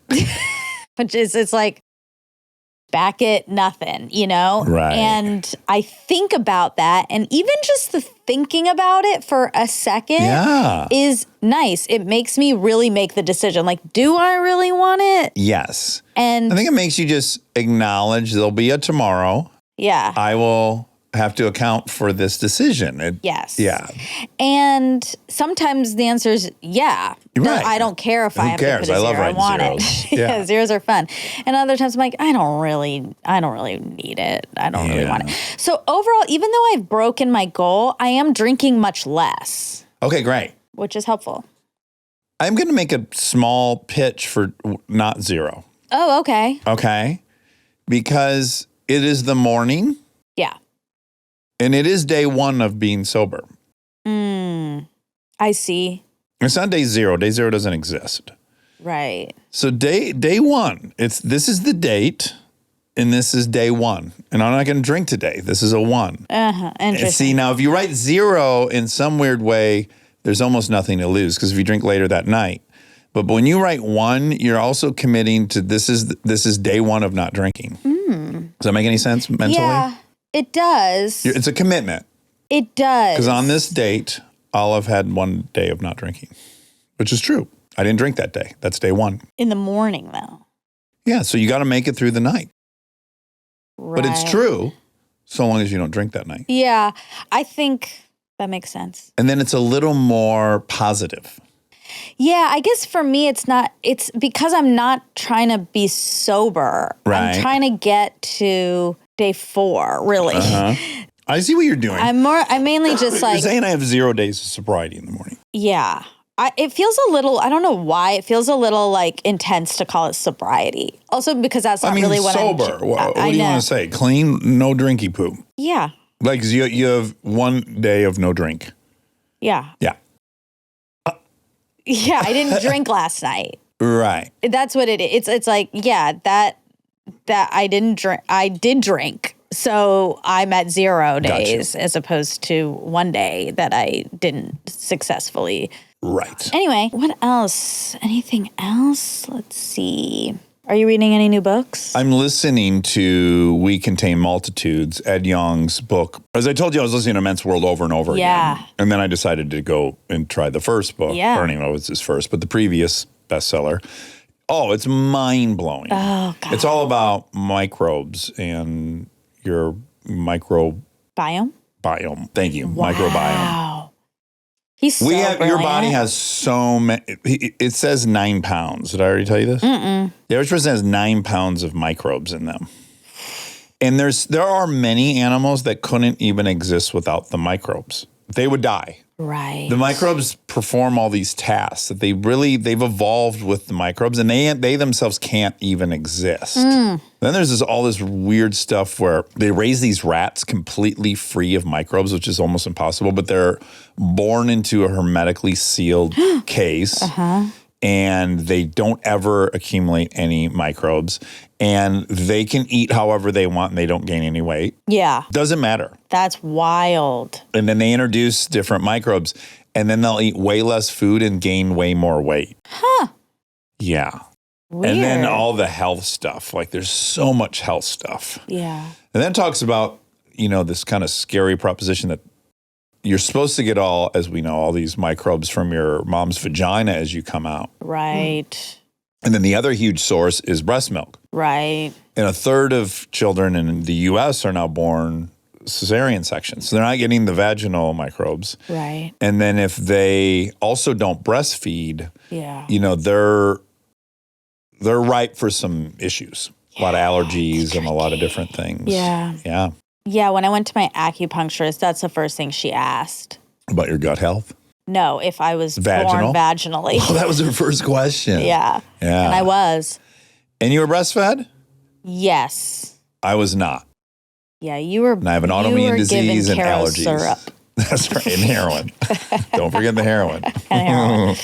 Not to get controversial, but I feel like I'm pro animal testing. Oh, yeah. We got to be. I know, but people hate that. Some people hate it. Some people. Like, how will we learn anything? Exactly. If you subtract animal testing from our history. I think we just lost a lot of listeners, but I think it's true. No, I don't think so. I don't think so. I think it's a very fringe group that do not want mice to be tested on. Yeah. Now, a lot of us. I'm a mouse, so I can say that. Yes. It's kind of preposterous to think you should test on humans instead of mice, which I know. they procreate so quickly. Their lifetime is very short anyways, blah, blah, blah. Now, I think it's a sliding scale. I think probably most of us don't want to see chimpanzees tested on. Right. Right? And I guess it's a scale of what you're testing. Like, I know, like, the beauty product stuff, that's bad. Yeah. And I do think that's bad. Yeah. But, like, learning about if we can figure bodies. out what microbes would eliminate obesity before you'd ever even need Ozempic, or would eliminate allergies, or of course we must do that. I know. Yeah. I don't think any rational person has that point of view. Yeah. People have all kinds of points of view. They do. And they're entitled. We have a country that has free speech, so you can think anything you want. That's right. It's great. I'm rewatching Sex and the City, and it's been a long time since I watched it. And it is funny. There are some things that are very ahead of its time, like some of the things they're talking about. And I don't know, it's been really interesting to watch. But also, separately, they have 2 episodes where they're in LA. And it is so funny because they're like pointing out the differences between LA and New York, and it's so cliche. Like, New Yorkers love to do this. It starts with Annie Hall. Yeah, exactly. They're being so extreme. Yeah. But then I had to recognize, like, they make a joke about this guy, Miranda comes and visits her old friend who now lives in LA, writes for a TV show and used to live in New York, and he's really positive. And she's like, what happened to you? We used to hate on everybody. And he was like, I am so much happier here. I know. Somehow people they distrust that, or it's like fake. Yeah. A big thing on the East Coast is calling someone fake. It's a huge thing. Remember, like in even Jersey Shore, to be fake is as low as you can get. I don't even hear people in LA ever say that as a pejorative or a put down. I mean, I say that about people, some sector of the South. Oh, would it be more? Okay. Do you think it'd be more accurate to say like insincere? Aren't you really saying like a lot of the hospitality feels obligatory and insincere? Yeah. But that's just another word for it. I guess. Fake is a total character assassination. It's like they're fake. Yeah. They're a fake. I think that's what they mean. But anyway, it was just so funny because he he was like, I'm so much happier here. And then he took her to this like macrobiotic sandwich shop, some place that I was like, oh, that does sound good. Oh, okay, you like. And then he was like, let's go on a hike. And that was like the culmination of the joke. Oh, okay, right. Like, let's go on a hike. And I was like, yeah, I'm here. I'm indoctrinated. Oh, yeah. It's funny. Yeah. We're into health. We're into being positive. Into health. We're into feeling good and eating good and exercise. And that's true. I mean, I don't know why anyone would be mad about it. Yeah, exactly. I can't really lock into the why that's frustrating for people. I think like the Woody Allen joke, if I have it remembered correctly, is like in LA, their definition of culture is the right to turn on red, which is great. Yeah. I like it. Yeah. We have no history. I mean, we do, but that's I not fair to say to the indigenous folks or the Spanish missionaries that were here. Right. But we don't have New York's deep cultural history. Yeah, I suppose. But once we got in the mix, boy, we really started shaping it. I was thinking about when we did our first fact check of the year while you were gone, and we were doing it virtual, and I was saying that this is the first time I was calling LA home. Yeah. And not Georgia home, even though we realized I was calling everything home. Right.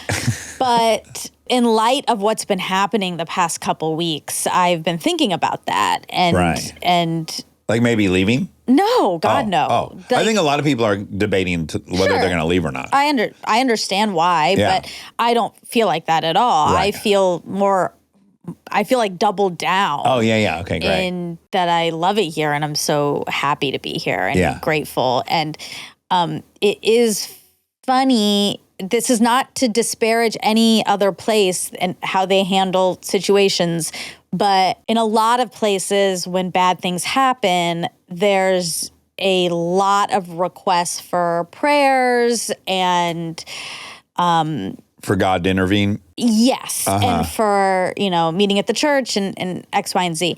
And that's great. Like, I have nothing against that. We didn't have that. I saw maybe like one person say it. Well, John Mayer said he's going to say a prayer.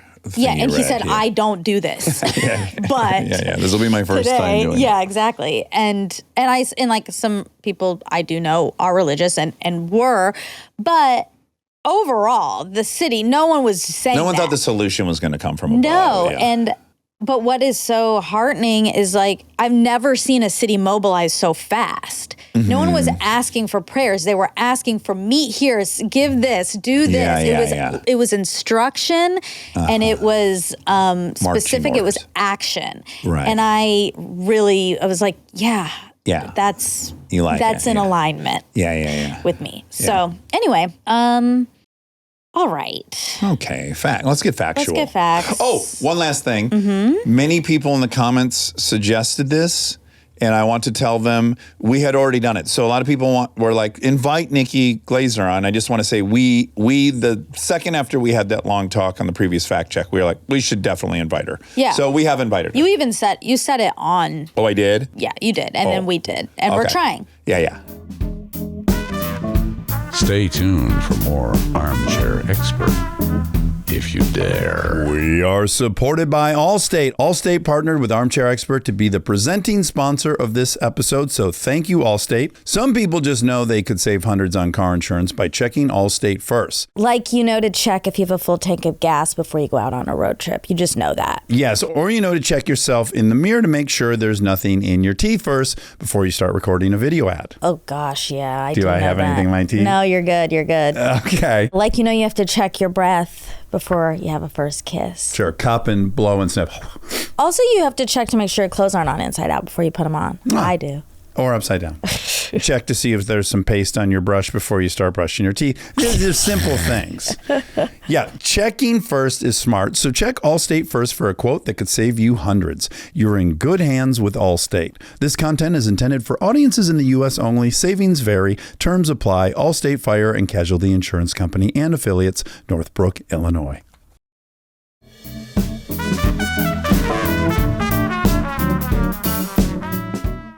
Okay, so this is for Sunita. Okay. Which I just thought was a great episode. I love her message. I experienced it. Ooh, let's hear. I just experienced it. Yeah, I was getting blood drawn, and the nurse basically told me that the doctor that they work for forced them to get a flu shot, and they didn't want it. And I thought, yeah, here's a nurse who knows. Very qualified opinion. It's not like they're ignorant. If they've probably made some analysis, and probably she would have liked to have said no somehow. Yeah, it's really tricky. And especially in that situation with her, I don't know the details of how that works, but he's her superior, I would assume. Employer, yeah. Yeah. Yeah. And that it's so hard. It's so much easier said than done to stick up for yourself when your job is on the line or when your employer is upset with you. Or, I mean, there's just things that honestly put you into fight or flight. Yeah. And it's intense. I find myself, I don't want to say it's hard because it's not. And again, I'm the beneficiary of having not said no, and it haunted me for the rest of my life. So that's a huge gift for me for the rest of my life. I just don't, and I have so many options. Yeah. Like if this person's pressuring me to get this shot, I don't want it. Like I have options. I can go to another doctor. I can, I'm gifted with a ton of luxuries. Yeah. And so, and even me, I'm like, okay, we got to say no and we got to hold our ground. Like, it's a hard. thing. It's really hard. I too have been thinking a lot about what are my true beliefs and values, kind of what she said. She said, think about your values, then ask yourself, what would a person with these values do?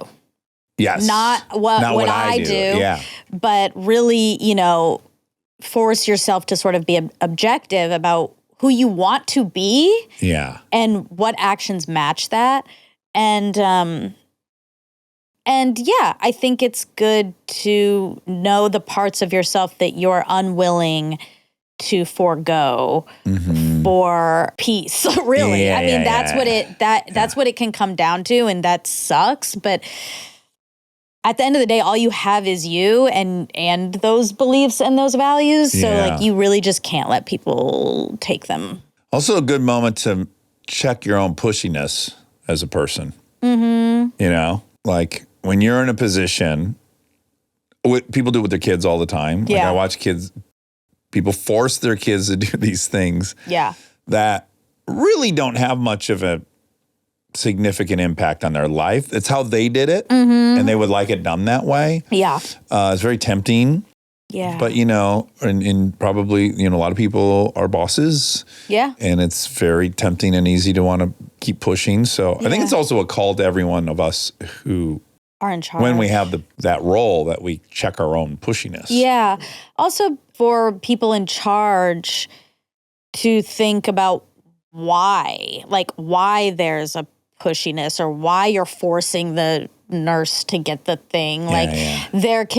I think that's also an element of control, and maybe there's a feeling of lack of control, and so there's a grasping for it. I think a lot of people feel this way, and I have felt this way as a parent many times. Like, you feel like if you let this go, it's going to be a domino effect. And then you'll not have any say in anything. Yes. Yeah. Yeah, definitely. It can be kind of misleading in that moment. Totally. So yeah, I thought this was a great episode. Okay, she was talking about visas, the types of visas. I wanted to go through because I was sort of dumb enough to think that you could just ask to come here and it would take a while, but that you could. Yeah. And you can't. You have to have a reason to come. You have the student visa, tourist visa, business visa, transit visa. So that's a temporary visa that allows travelers to pass through a country for a limited time. Okay. Work visa, immigrant visa, a visa for people traveling to a country to live permanently. So I don't really know. Is that kind of that's kind of what I thought. Yeah, I like it there. I would like to live there. Yeah, but I don't think we have that here in the United States. Really? I don't think so. We have to, because we have tons of legal Latino immigrants that didn't get here on a H-1B or a student. They probably got a work visa, maybe not H-1B, but there's different kinds. I think H-1B is specific to tech, maybe. Sure. Let me see, actually, because now I'm curious. Okay. Oh, God, so many news articles. How would you feel about one that was just hot? Hot? If you're hot, you can come. Like, of course, if you're incredibly intelligent and have a skill set that would benefit the country, come on in. We want that, clearly. Yeah. What about hot? If there was one that was just like, I'm for you're a that. smoke show. I'm for that. Let's keep this place If you're single. full of gorgeous people. If you're single, that's a great point. Yeah. If you're single and hot. Because then that way you could procreate. You could procreate and you could lift. That's right. Bring people up. The whole look whole of aesthetic. Americans. Yeah. Yeah, like the girl who was half Indian. Right. Yeah, we need more of that. Right. Okay, H-1B status is available to a person who has been offered a temporary professional position by a U.S. employer. Bachelor's degree or higher in a related area is the minimum educational level. Okay, so it's not tech. It's just any with a degree. I guess that, because my dad and my grandpa got H-1Bs. But engineering, we were not? That would be tech, but my grandpa was a professor. Okay, all right. Although he came on a student visa, I guess. And just stuck around. Got a job as a professor. Yeah. Then got a work visa. Yeah, exactly. Okay. Then became a citizen. Then became very patriotic. He then became xenophobic. No, never. He did become very patriotic. Yeah, I bet. Okay, anyway, so can't just come here. Right. You can't see I like the weather, and that's why I'm going. Yeah. Swati. Swati is the nerdy term. It's the term for nerd in British. And it started as an army slang, meaning sweaty. I think it's a variation of sweaty, but slang referring to hard work. And we're nervous about it because it sounds very much like a derivative of swastika. And twat. And twat. Yeah. But also we think a swati potty would be a very cool invention. For the Brits. For the brainiac Brits. Yeah. Stanford prison experiment. The guy's name is... William Randolph I wanted Hearst. to see if I could remember it. Yeah. And I can't again. Yeah, that's okay. Fuck. He's not relevant. The takeaway is what's relevant. No, don't say that It's about true. him. Philip Zimbardo, Zimbardo, which Why sounds can't like I a remember football that? coach. It sounds exactly like Anthony's last name. And a football coach. And a football coach. and a Cubs pitcher, Carlos Zambrano. Okay, so between the three of us, why don't we remember it? And a Cubs. I've already declared I'm not even committed to memory. I'm committed to knowing about the Stanford prison experiment and what the result was. That's important for me to know. It's not important for me to know who. If everyone remembered Armchair Expert, but they didn't know it was you? That's fine. That's fine. Really? Yeah. I guess you're yeah. dead, so who cares? I'm dead. Rob, can you join me in a pursuit to remember his name? Yeah. Maybe we can write it somewhere and like touch it every time we we leave. have to memorize it. Yeah, we'll see it though and commit it to memory Presumably, I every have time to we play a pass role in it. this. I'm going to have to ask you Yeah. guys sporadically. Randomly, Yeah, yeah. okay. All right. Okay. He recently died. Just recently? October 2024. Wow. Whoa. I feel bad for saying he's dead. I mean, he is, but just You recently. feel bad for being right? I almost was wrong. You If it feel bad a been lot. I feel bad for assuming he was dead. I care. Charles Dunn. What's the guy's name who invented Dunning-Kruger? podcasts again? Christopher Lydon. Christopher Lydon. Lydon. God. Oh. All right. Okay. The Greek poet that said, under duress, we don't rise to the level of our expectations. We fall to the level of our training. That's attributed to Bruce Lee. But it was a Greek poet, Archilochus. I don't know if that's how you say it, but And you're not going to try to memorize that, right? no. See, this is interesting. It's very arbitrary. Fine, I will. Archilochus. I'll remember Archipelago. everything. I mean, I like to remember everything I can. Yeah. It just, if I have to choose whether I know an individual's name or I know a concept, I'm going to definitely favor the concept because that's going to help me process the reality. Yeah. Someone's name's not going to help me do anything Yes. other than seem well read at a party. I think I I think overall I'm pretty good at names. It is impressive. Thank you. I am often impressed that you remember someone's name. Actually, more than I'm impressed, I'm just grateful because I'm trying to reference the person and I don't have their name. Yeah. Hung Van Gogh, that's a name I know. Oh, wow. What's that? Who's he? He's a makeup artist. Oh, Hung Van Gogh. Yeah, he's great. I watch his videos. All right. Do engineers over-index on disagreeability? According to research and common perception, engineers are often considered to be the lower end of the agreeableness spectrum on personality tests, meaning they may sometimes be perceived as disagreeable due to their strong focus on logic, data, and problem solving, which can sometimes lead to a more direct or critical approach when discussing ideas or solutions. Do you think it's kind of just a long way to say because they're generally right?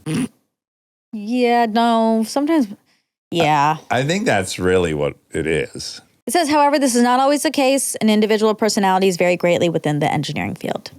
AI had to say that. I'm glad they put that caveat Yeah, in. me too. I'd hate for anyone to. I do think, though, there is, my dad and I have talked about this because He's disagreeable. he's disagreeable. He's, My stepfather, both stepfathers that were engineers were highly disagreeable. yeah, he is picking apart everything. Yeah. And He's looking for a flaw. exactly. His job is literally to look for a structural flaw. Yes, or things will collapse and that will be on his shoulders. People will die. So we talked about this once. I was like, is it chicken or the egg? Were you drawn to the career because that's your personality, or has that job made you like this? We don't really know. I think egg. I do too. He thinks Yeah. B. Well, yeah, it implies more growth on his end. Well, but it's more actually- flattering. We like to think we achieved this thing, not that we were just born with it.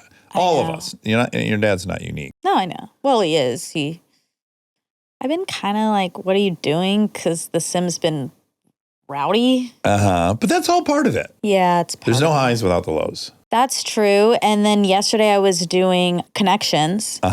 And one of the answers was Mr. Big from Sex and the City as I was watching it. Right. So he was trying to make up for it a little bit. Yeah, just saying, hang in there. I'm still watching. Still here. Yeah. Anyway, yeah, if you talk to my uncles, my dad doesn't really let them talk too much about this, but they like have all these stories about my dad. Like, I think he was more like my brother. No kidding. Yeah. Really? Yeah. Huh. And I don't believe that. well, they knew him Yeah. when I didn't. Yeah. Like as a Are kid. they older? Yeah, they're older. That's why I don't trust He's the youngest. it. Right. Older brothers, you can't trust their opinion. Well, Because they see him as a baby and incompetent and all these things. and all they're really seen as an age difference, but they don't realize they're seeing an well, age that's difference. a little bit fair, but there's also personality traits that come with being the youngest. Don't start with little brother Little brother stuff. syndrome. I do not have little brother syndrome. They have a version of his personality that I don't know, that I never saw. And I think that's interesting and sort of lends itself to maybe he did grow into a lot of these traits. Yeah. Or they just got sharpened, probably. Yeah. I'm gonna go along with whatever. I really feel in my heart he's exactly who he was. Yeah, that's probably yeah, right. yeah. That's probably right. My dad was always a salesman. Yeah. My dad was born to sell shit. Yeah. He didn't grow it. I mean, he got better at it, Right. but he was a salesman. He wanted an extra slice of cake. He figured out how. He was charming. He got what he needed. Yeah, and I guess you can tell down the line, right? Like I have a lot of those qualities that he has, and I'm not an engineer, so I probably got it from him. Yeah. Which means it's just And genetics. you're disagreeable, yeah. Yeah. I'm Certainly with him. I'm doing what Sunita tells me to do. You're already at the finish line for that. Can you think of times that though you did go along with stuff? Yes. Okay. Yes. Yeah. I think I spent a lot of my life not going along with stuff. Because you define yourself as being someone that never succumbed to peer pressure.